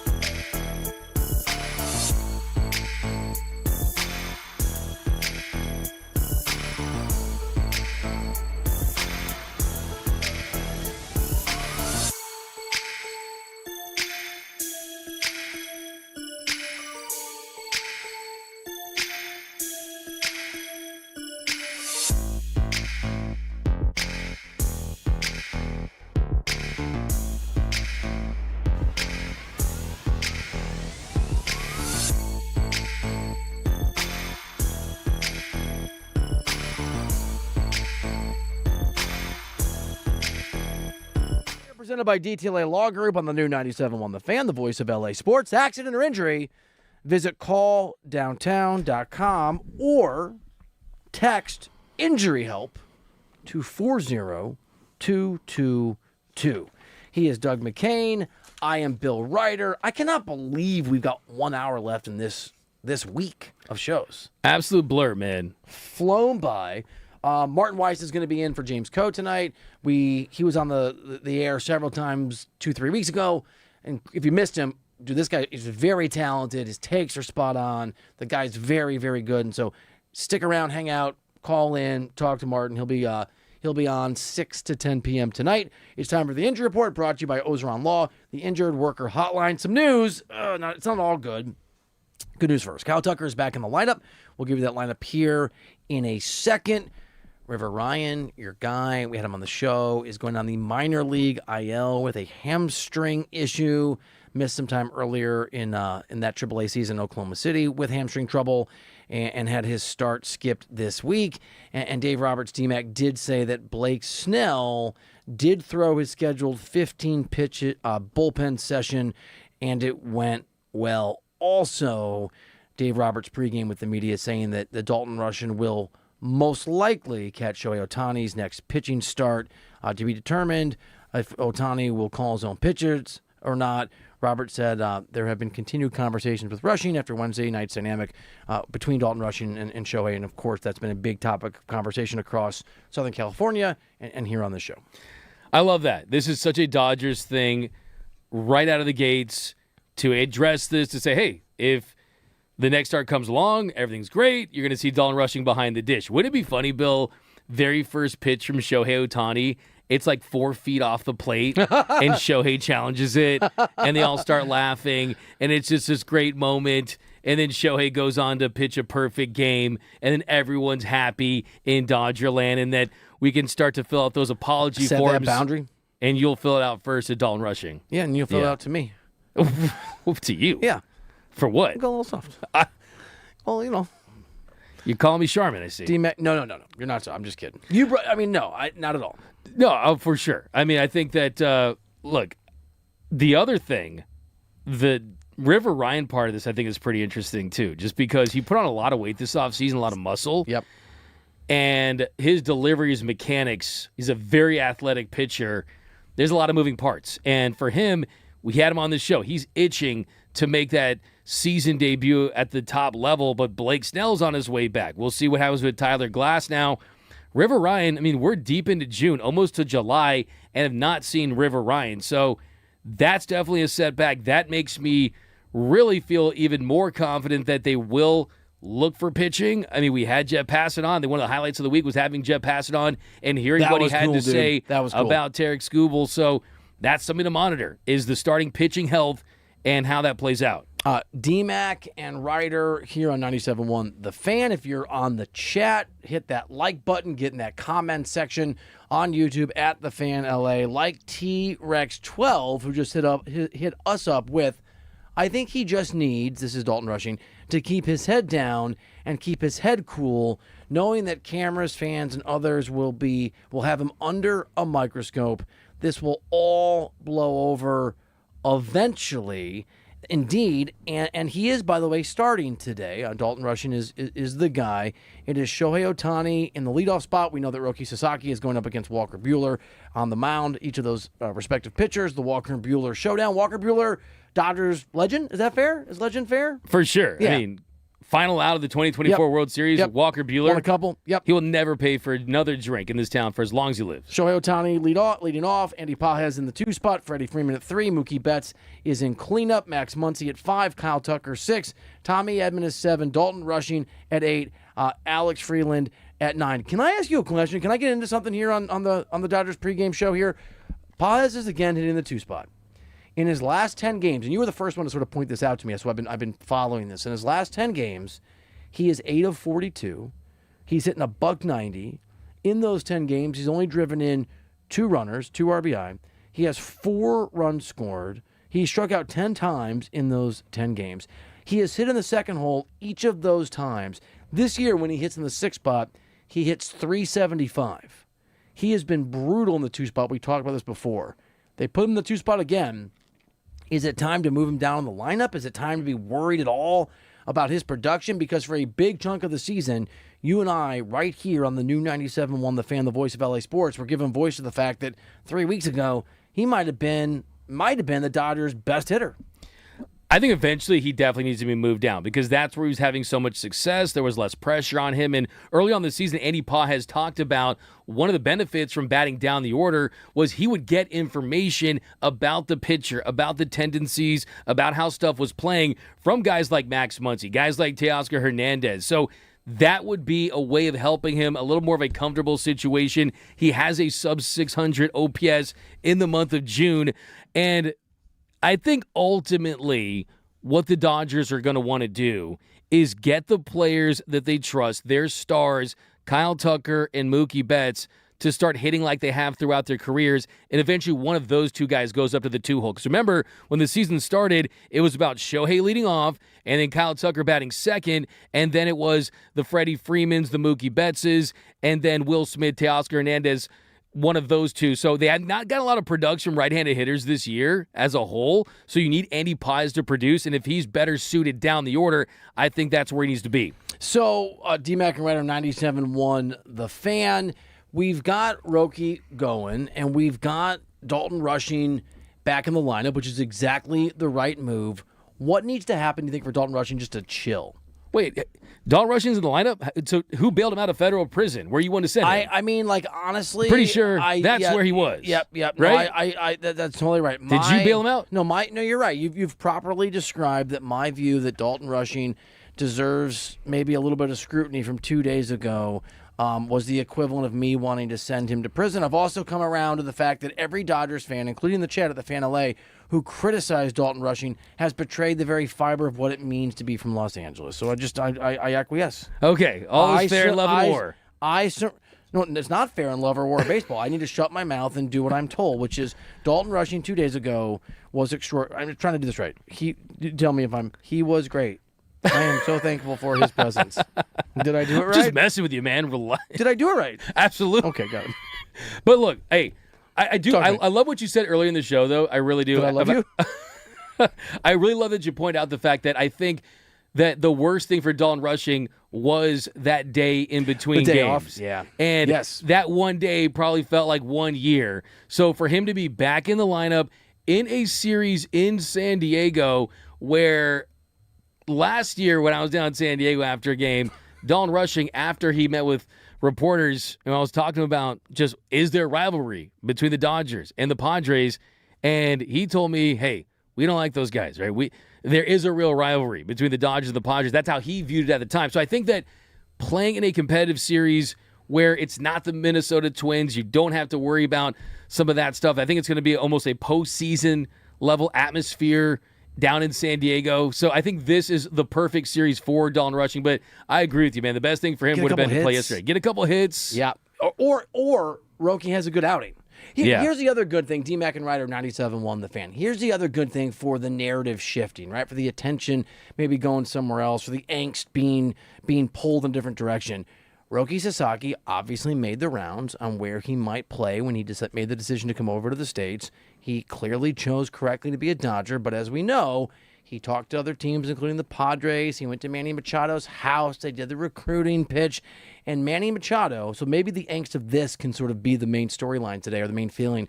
Manny Machado sounded like a thwarted, wanted to be former, not even ex, when he talked and was asked about whether he had hard feelings or some thoughts on Roki Sasaki coming to his house and being recruited and picking the Dodgers. I don't think so. I think he had his mindset already where he was going. That's just my opinion. So you thought he was going to LA all along? Yeah. Did you get that time for 1 or 2 more when you met him and hosted him? I just I don't know, just a gut feeling, I guess I will say. I call bull, dude. If you think that whatever, the girl of your dreams has already made the decision to go to the dance with D-Mac, I'm not taking her out to Bavel. You know what I'm saying? The night before I asked her. You know what I'm saying? Like he recruited her, he wooed him for a reason. That's cool. You know what this got is? rejected. Yeah. Manny? I mean, look, that's the thing. I mean, no one wants to go Manny Machado. Mafrado, right? That's what we call him. But yeah, I think with Machado, you know what this felt like, Bill? It's like one of those 5-star recruits, right? You're in college. You know you're going to go to Alabama, you know you go to Ohio State, you know you go to USC, you've already kind of soft committed to them, silent committed to them, but you take all your visits, right? You take your visit to Michigan, you take your visit to Notre Dame, you take your visit to Florida, and they woo you. It's fun. They wine and dine you. You feel special. You go to a frat party. You could be surprised. Yeah, you could. It's possible. But in his heart of hearts, he knew where he wanted to go. And that, I will say, though, Yu Darvish, that's smart. Yeah. down in San Diego, had a big influence on Roki Sasaki. I still think that at the end of the day, do you really think Roki Sasaki's hitting up Shohei Ohtani and saying, hey, I'm not coming, brother? Like, he knew all along he was going to be a Dodger. And really the big homework assignment for all these teams from Roki Sasaki was, how can you fix my fastball velocity? And that was the number one thing with Roki Sasaki. He pitched that to the Padres, and Ruben Niebla, who's a great pitching coach down for San Diego, he's very instrumental in Blake Snell's career. He presented his version of that. The Dodgers presented their version of that. And it's kind of one of those things where it just felt like it was the Dodgers all along. So, yeah, Manny Machado definitely not getting the guy. How do we feel right now? We haven't done a sort of Roki Sasaki heat check in a while. What is your confidence level? How are you feeling about where Roki is at? He got shelled, I'm trying to remember, a couple outings ago, right? 2 outings ago, he gave up 7 earned runs in, I don't remember, 4 or 5 innings. And I think he's a little bit better the outing after that. But like the inconsistencies continue. That's and the stuff is still mesmerizing. And obviously, I'm sort of a sucker for wanting to believe Roki's going to be great. We haven't gotten there. We had a stretch where I thought I sort of took a very early victory parade. You've been much more, I think, even-keeled on this and sort of maybe clear-eyed. Where are you at on Roki Sasaki and where you think he's at? Yeah, success, development, all of that is not linear for a pitcher like Roki Sasaki, but I still think that tonight's a great opportunity because, as you point out, there's been some ups and downs. It has been the Roki coaster of late. You have a good start, then you have a bad start, and then you have a start. You look a little more consistent and like the pitcher that we hoped you would be. But his last start, he went 3 runs, gave up 3 runs on 4 hits in 5 2/3 innings, gave up those home runs. So I think that's a thing for Roki. Can you keep the ball in the yard? 2 of his last 3 starts, he's given up a home run. And for him, it's about the fastball command. If he can command the fastball and he can hit his spots and he can have that splitter, that forkball, that slider play up, I expect him to have a good outing. I think it's going to be a really, really good outing for Roki Sasaki tonight. I'm expecting big things. I think he's going to lock in. I think that you look at the park down there at Petco Park, really a pitcher's park that I think is conducive to his skill set. So the big key is keeping the ball in the yard. He's really struggled in that department. So if he can limit that fastball command, and if he sees some balls and strikes that he wants to challenge and Dalton Rushing doesn't overrule him, I think he could be in a good spot. I'm feeling really, really confident about Roki tonight. If you were going to recalibrate the lineup for the Dodgers the way that you would want it, right? Based on sort of current performance, current form, knowing that, as we've discussed, and let's just give you full sort of latitude. Andrew Friedman says, D-Mac, I've listened to D-Mac and Reiter. The show's so good, and you're doing such a good job pushing back on this idiot Bill Reiter's Dodgers takes. I'm going to let you do the lineup for one day, knowing that Paz has been bad in the 2 spot, knowing that everyone's been bad at the 2 spot, knowing that Kyle Tucker has struggled. How are you constructing the lineup if it's you? Today's lineup. So in a perfect world, I do think that Mookie at leadoff over Shohei would be something I would want to entertain, but I also don't want to piss off the Big Show, and if he's having an MVP season there, don't want to mess with that. So I'm still okay with having Shohei batting leadoff. I like the extra 50, 60 plate appearances a year. The way he's looked since May 12th, he has been the best hitter in all of baseball in essentially every single category. But as you point out, the big question is, what do you do in the 2-hole? And I know it might be just slightly premature, but I would just throw Kyle Tucker up there to see what happens. I really, truly would. Too, dude. Just do it. Like, clean up, 5 spots, 7 spots. Just leave him in the 2-hole, and if he doesn't have success there, then I think at that point you got to shake things up and probably throw him on the IL in some capacity and really be concerned about some type of mental reset. Because if he bats second in front of Freddie Freeman, right, and you're not having success seeing those kind of pitches that you see, because remember, when you bat behind Shohei and you bat in front of Freddie Freeman, you're going to get pitches to hit. So I really would throw Freddie Freeman in the 3 spot, but I would put Kyle Tucker right in front. So my 1, 2, 3 would be Shohei it would be Kyle Tucker, it would be Freddie Freeman, and that would keep Mookie Betts there in the cleanup spot. He's had success of late, and what the Dodgers I never like to doubted do. him, by the way. Did you know that? Oh, yeah, I know, right? Jeez. Or maybe I did. I'm not taking that one. It's a little too soon, but I'm getting close. I'm getting in the car, about to start the engine on that victory lap, but I'm not ready to do that quite yet. Can I ask you a quick question on Tucker, too? I'm curious the psychology of this. I don't know I've covered baseball, but it's been a while. I mean, you are the Dodgers guy in this market, which makes you the Dodgers guy everywhere. D-Mac and Reiter, 97.1 The Fan. The data, it's weird. The data on the 2-hole this year, as we've discussed on the show, every single player that has hit in the 2 spot has been suboptimal. Every single guy, not just Kyle Tucker, when they're there, has been terrible. Is there any way, if you put Kyle Tucker at 2 and you're Dave Roberts or any of those guys, and you just say, hey, man, everybody's been bad at the 2 spot. We've gotten no production. Here are the numbers. Here is Mookie Betts being atrocious. Here is Andy Pages being atrocious. Here is, every single guy that's been in that spot. Is there a world where they could say that to him and say, so don't worry about it? Like, we haven't gotten it. Like, go out there, we trust you. Is there any psychological boost to him hitting in that spot where you get the protection, but maybe you can also sell him on the idea it hasn't worked for anyone, so don't press?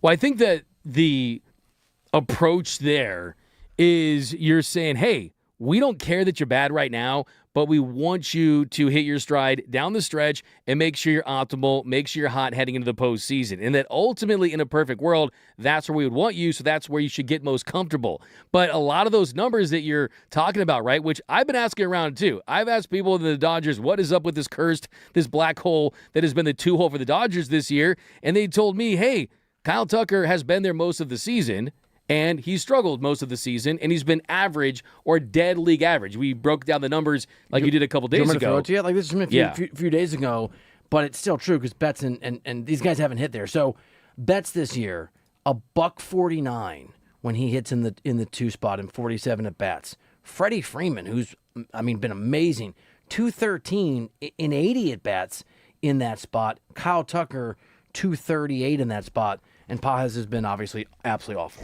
Yeah, and as you mentioned there, 238 in 21 games. So the most plate appearances he had in any other spot has been there in the 2-hole, right? After that, he has 22 games batting cleanup, hitting 263, which is not that much of an improvement. So the truth is really outside of that run where he was batting down in the 6th spot, 12 games, with the 825 OPS, that's the best he's been for the longest stretch. But I think at some point you got to challenge the guy. And you got to say, hey, like I said, you can't catch superstar checks and put up role player numbers, right? So I think that's the key right there is maybe you've taken this passive approach. You've taken this approach where you say, hey, we're going to let you do your thing. If you don't want to chill by your locker, you don't have to. But now I think it's more about let's go and let's approach this the way that we think is long-term. Because you know what players hate, Bill, is they hate going to the All-Star break on a slump. They really do. Because then that feels like the longest week, right? Like poor Dalton Rushing's day yesterday times 5 or 6 exactly. or 7. It's going to feel like an eternity. So I think that's kind of how you get the ball rolling. And if you have an issue there, then you have to start looking at things. The Mookie Betts piece of this, I want Mookie staying in the cleanup spot for the remainder of the season because he's not the fastest runner. He is a below-average runner. He's someone that is going to emphasize his play at the shortstop spot. But I also think the key of this lineup, too, is when Will Smith comes back and Teoscar Hernandez comes back. Those are 2 right-handed hitters. Where do you place them? Because for the longest time, the Dodgers, they like to stagger their lineup. And what that means is they like to go left, right, left, right, left, right as much as possible because when you bring a pitcher out of the bullpen, when the opposing manager brings a pitcher out of the bullpen, if that pitcher is a lefty, they have the platoon advantage against the lefty, right? So if you have a righty batting behind him, well, instantly the Dodgers will have an advantage once again. But what's interesting about these guys is they're so good. Kyle Tucker's supposed to be platoon neutral, where he's about as good against righties as he is lefties. Same thing with Freddie Freeman. Good neutral. He's been stuck in neutral, right, as you point out. But, yeah, I think that's going to be the big factor, too, is they need to see if they can trust that lefty-lefty stack after Shohei Ohtani. And if they can't, then you have to start thinking, hey, long term, is it Will Smith in the 2-hole or is it Teoscar Hernandez in the 2-hole? After that, you're looking at a combination of the Tommy Edmonds, whoever's at second base, whether it be an Alex Freeland, whether it be a Miguel Rojas. I think Muncie's a massive part of this lineup too, having a great season. He's going to be the starting third baseman over Manny Machado in the All-Star game, so he's been in that 5 spot the too. All-Star game is fan voting is garbage, but yes. Oh, I agree, but also too, I mean, he's just been really good this year too. No, he's been absolutely reliable. D-Mac and Reiter, 97.1 The Fan, the voice of LA Sports. Quick update here. Spain is playing Uruguay. Just a little fun fact that actually I think we brought up weeks ago because I geeked out on the would-be bracket. Spain probably won't lose to Uruguay at 0-0 in the 22nd minute. If they do, they would play Argentina in the round of 32, the first knockout round, which would be amazing. Absolute pandemonium. That would be Avoid it. incredible stuff. Try to avoid it. So wait, when you watch that game, you have to root for Messi not to score? What kind of fan are you? Man, you're gonna have to like sharpen the. You have to like, I'm not Kyle Tucker, bro. I'm at my locker. I mean, it's you know what I'm saying. It's a different kind of. I would root for Messi to score a hat trick and for Spain to win 5-3. Okay. That's what I would go for. By the way, can I tell you something? Can I go deep on can we do the 2-box real quick? If you watch on the stream at the Fan LA, we have a 2-box, right?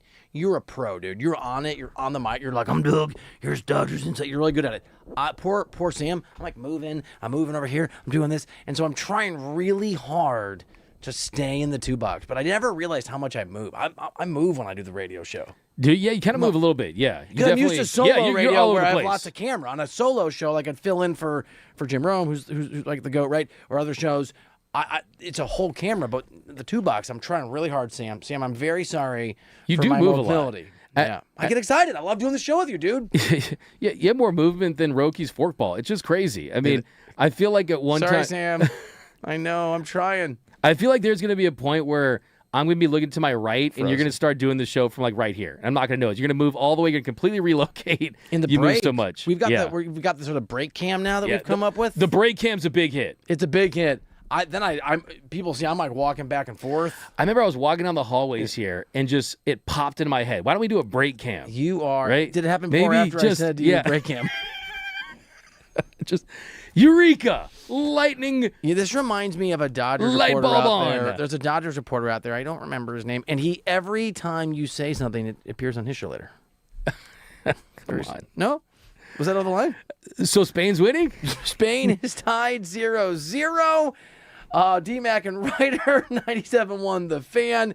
It is the 81 game mark. It is the halfway mark, and we're just going to kind of ruminate a little bit on what we think we've seen from the Dodgers this year that surprised us, that has been disappointing, that will change.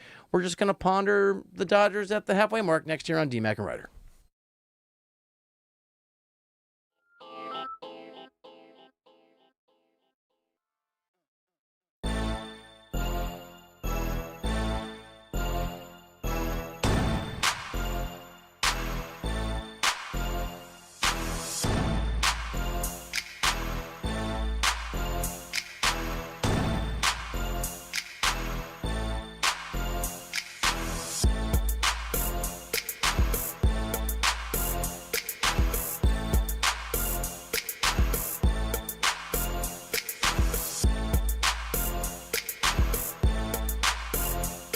Friday, happy almost weekend. Thank you so much for hanging out here on the new 97.1 The Fan, the voice of LA Sports, and on D-Mac and Reiter, which is presented by DTLA Law Group.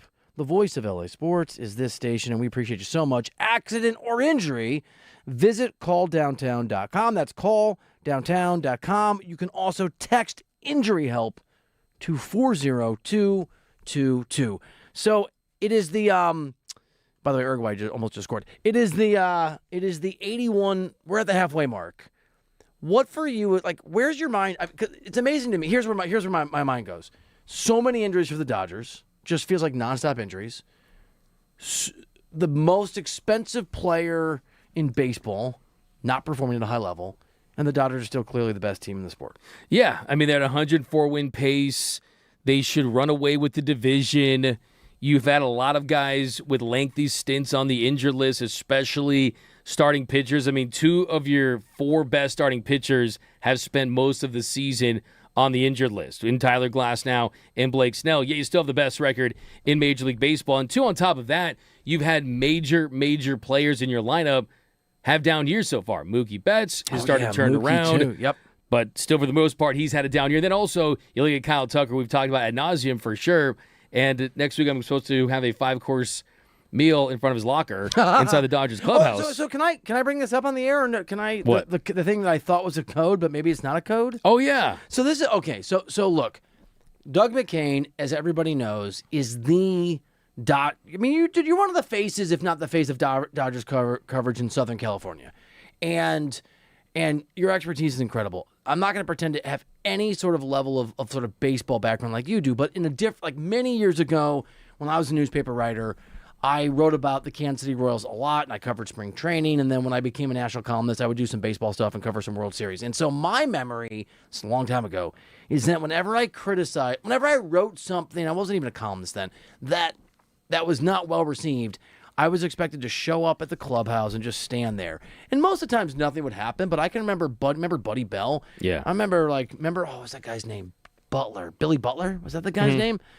Had some unfortunate moments with those two guys. So my question for you was, having accurately, properly, truly called out or pointed out that Kyle Tucker doesn't go to his locker very much, and again, David Vassegh, who's the Dodgers plane, works for the Dodgers. He's basically almost a Dodgers employee. He said the exact same thing in the aftermath, I think, of you saying it after you getting aggregated.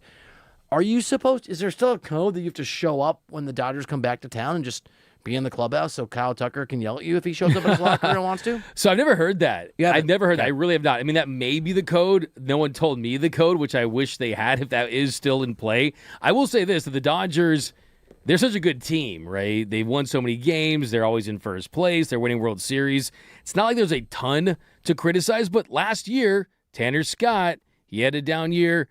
You had Michael Conforto, he had a down year. Even on great teams, there's going to be players that are struggling at times, that are having down years. But I can't really remember very many pieces where they were really calling out those players, right? I don't know if that's the LA media compared to an East Coast media, Midwest media that you were used to. I feel like the game, for lack of a better phrase, Bill, the game done changed, right? And the game done changing, I think, is you're seeing less, I don't want to say provocative, or you're seeing beat writers not really call out players as much if they want to be critical. It's not calling out, it's being more critical and assessing how they're playing, but you don't really see that too much with the Dodgers. Can I ask you this? D-Mac and Reiter 97.1 The Fan. I think I know the answer, but you are so much sort of more in the weeds and an expert on this. Who is, if present company excluded, if I said to you, who is the most sycophantic Dodgers reporter, I wouldn't want you to answer. If I said, who's the most credible critic? And so I don't mean hot take artist out there, but someone who is willing to be critical of the Dodgers when necessary. Can I guess who? Is it Dylan Hernandez? 100%. Yeah, it absolutely is Dylan like Hernandez. his work a lot. And cool thing about Dylan Hernandez is he'll say anything and he'll have these really funny conversations even during big press conferences, and he'll ask like 4 questions in a row, and the PR guy will be like, all right, anyone else? Right? Things like that. He'll kind of still go. So he's pretty fearless. He really is. I mean, I think Bill Plaschke, I love Plaschke. He used to really say whatever he wanted, right? I mean, he would just let it fly. I think he's fearless. Right? That's a good Here's the one. thing, though. I mean, the Dodgers, I'm not just saying this, I really think like Fabian and Jack Harris and all the Katie Woos, from a baseball mind standpoint, I mean, they are as good as it gets. I think Jack Harris, look, I don't know. I find Jack Harris is, this is as a consumer reading the stuff every day, not someone who knows these folks. Katie Woo, to me, has a lot of credibility when I read her. I do feel like Jack Harris pulls punches, and I don't have anything to go on for that. So if you're listening, we've never met. I did see you at a bar once, but we've never met. I don't, maybe it's because he works for the California Post, and I expect that to be more aggressive. But is my read wrong? I just feel like sometimes when I'm reading his work, it's like it's good, but I feel like I read stuff from Katie Woo that is more, and they're not columnists, right? But it's more like, oh yeah, that's a little that she's reported on the stuff when it's not the positive stuff as much. Is that unfair? I mean, maybe. I think myself personally, I think Bill Plunkett from the Southern California News Group, he's kind of an old school guy. I don't read his work as much. Should I? He's really good. Mix I think Rick Monday. I remember talking to Rick Monday up in the press box, and I was asking about who he reads. He's like, I only read Bill Plunkett. Really? Right? Okay. So, okay, I'm going to... Yeah, so, I mean, look, he's kind of an old school guy, things like that for sure. But the cool thing is, to me, kind of going back to your rule, and I'm going to ask around, is that the rule? I would love that. I mean, I think that'd be kind of cool because you give the player the opportunity to say whatever they want, to address anything, to maybe correct anything. Did you get in a situation where you were... Did I? Oh, yeah. Like, oh, yeah. I did. Like banned from the... No. So, and this is sort of like, it formed... We all are formed by our origin stories, right? Yeah. For me, in Kansas City, I had the best writing job in that place other than Jason Whitlock and Joe Poznansky, who were the columnists. I was just taught you had to show up and get yelled at, but especially at the clubhouse. And so it taught me when I became a columnist that I could write whatever I wanted as long as I was willing to sort of go and see those guys and like be face to face with those guys. But yeah, I had some pretty not very enjoyable moments. Wow. What's Yeah, part of the I kind of almost wish it was like that these days. I really kind of do. I think the thing is things have changed a lot because you got phones and video everywhere, so I feel like people are a little less likely, especially athletes are a little less likely to be candid towards reporters, and they're not screaming and swearing and yelling. Exactly. Yeah, that makes sense. It's more like it's less direct. It's more like, hey, you're going to get the cold shoulder. Can I give you credit for something? I like to, on the old show that I used to do a show on Substack. It wasn't really collective. It was just like me doing it by myself. And the whole thing was like, I'm going to be honest. Honestly, obviously, I think that you're being a little easy on Dalton Rushing. And I totally disagree with you on Shohei Ohtani. You were 1,000% right on Mookie Betts, and I was wrong. Can I just... Now, we'll see in October. I don't care what you just said. I don't care about Mookie Betts. What do you mean I was being soft on Dalton Rushing? I think you're being too easy on Dalton Rushing. We already had this talk.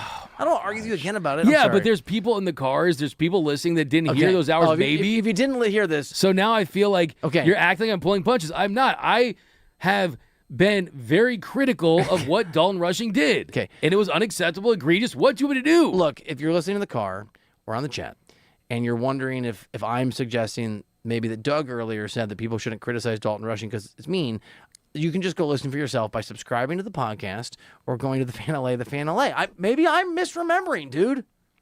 I was fair. Okay. I was fair towards... Trying to praise you, but...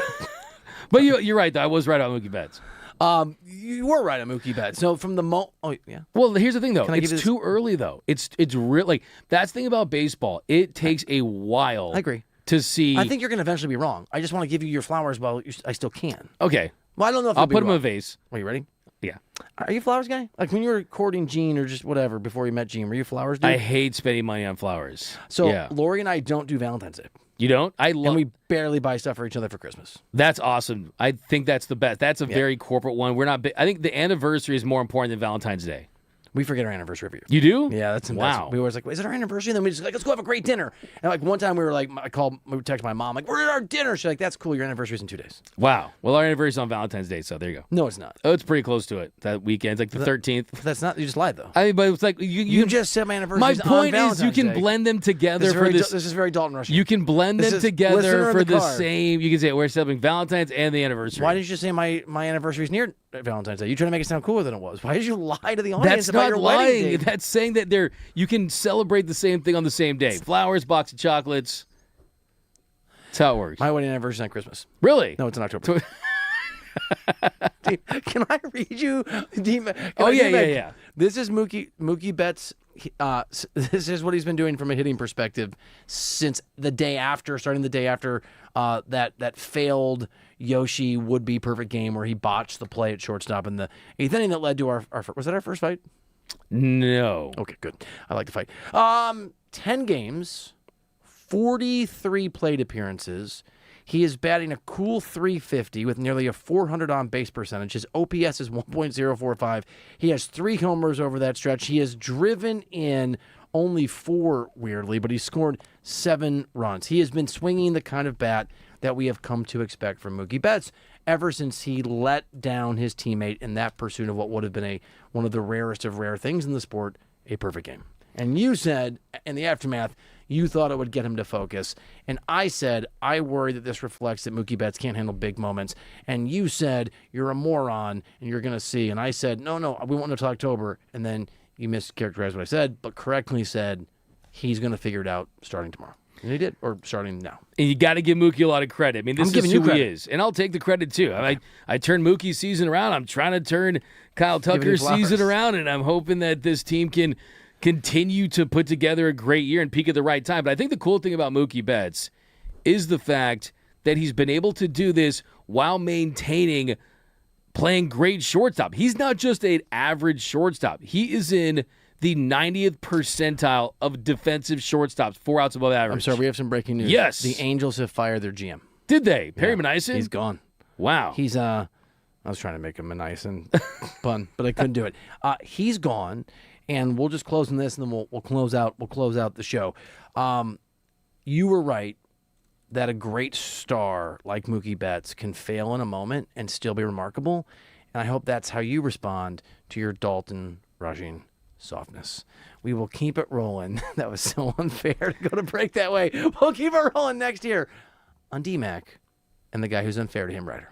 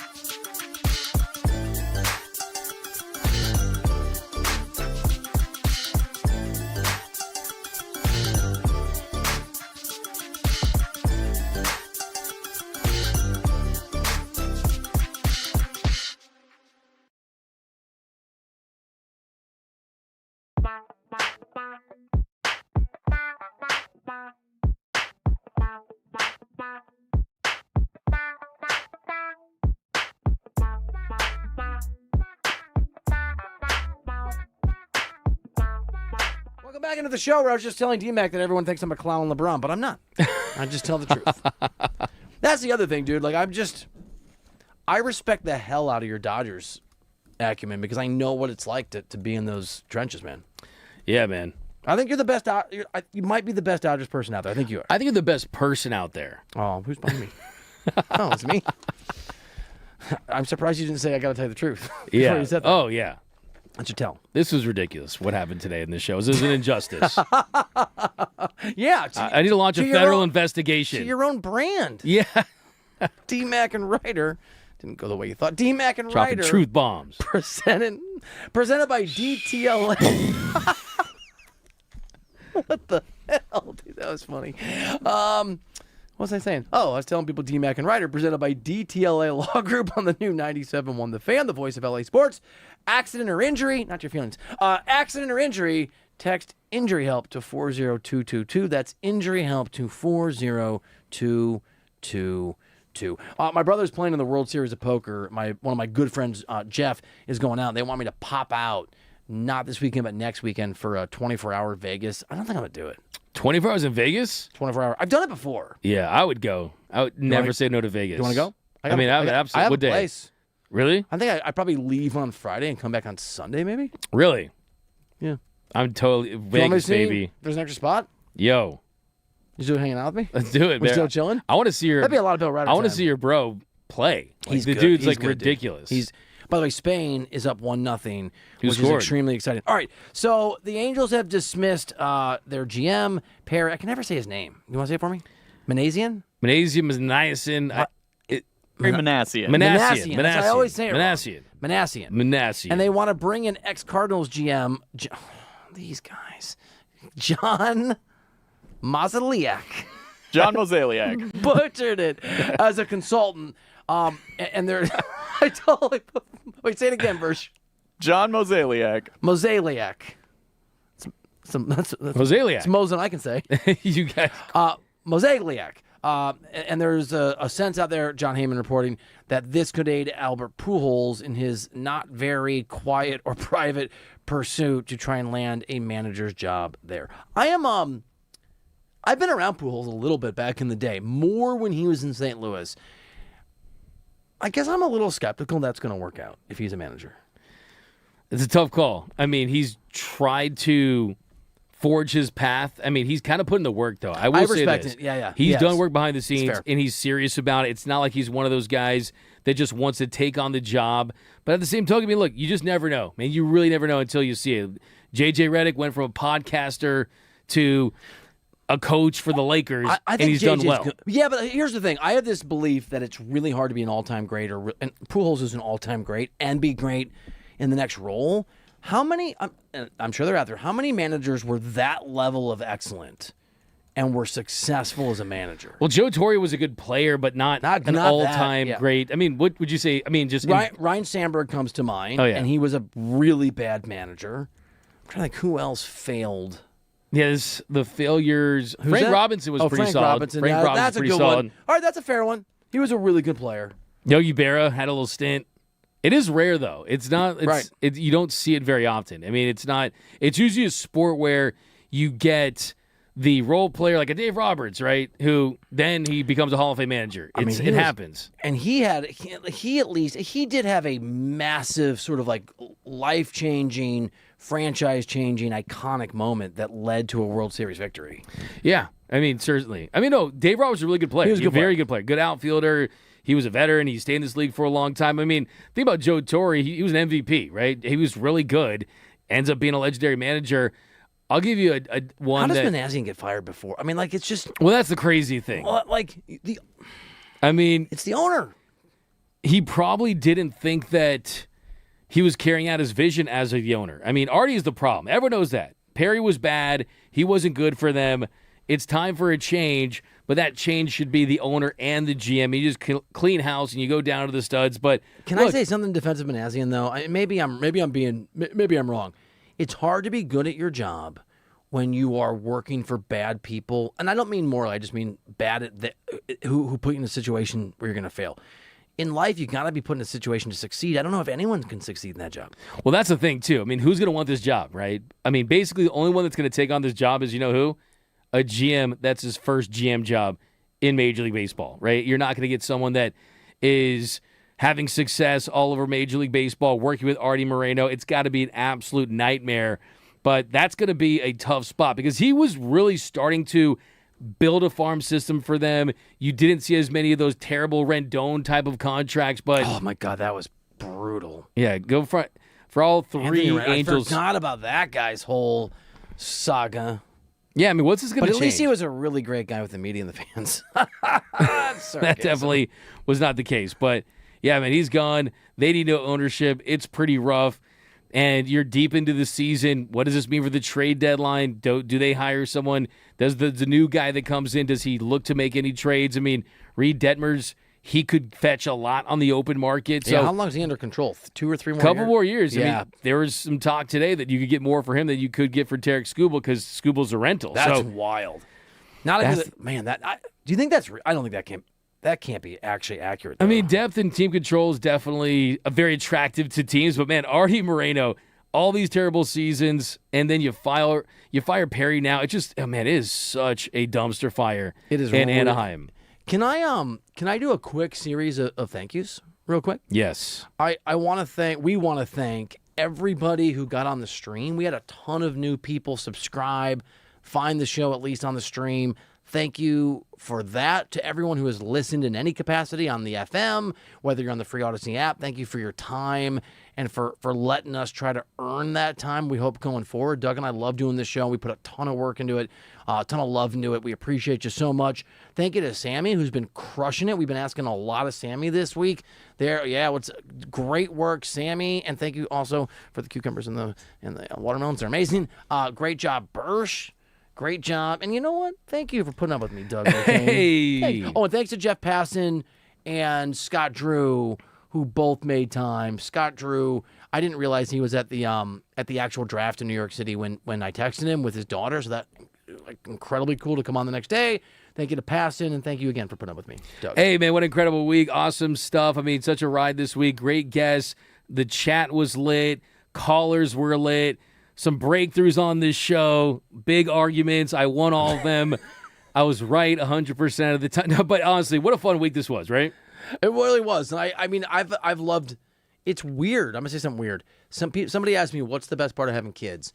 Like, what's the best stage?" And what I've said, and it's true, is every day of my life has been better as a dad than the day before. They're all. It's just amazing. That has been true on this show. I have enjoyed every single day working on this show.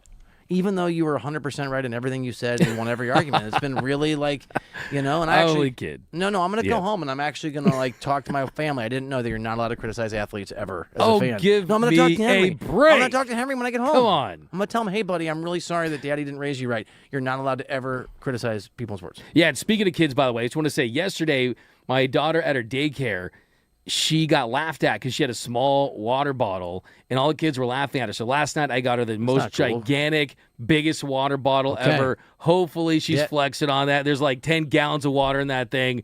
It's great. So whatever kids were doing that, we're watching you. Watching you guys. Big enough for all the tears of San Diego Padres fans. The only thing that makes me cry is having to say goodbye to you, Doug. But I'll see you on Monday. We appreciate all of you. Thank you for hanging out. Thank you to Bursch and Sammy. He's Doug McCain. I'm Bill Reiter. Have a great weekend, and we'll see you back here Monday on D-Mac and Reiter. They have the sources. They have the pulse. And they're the only ones keeping it local. D-Mac and Reiter, your all-access pass to the action.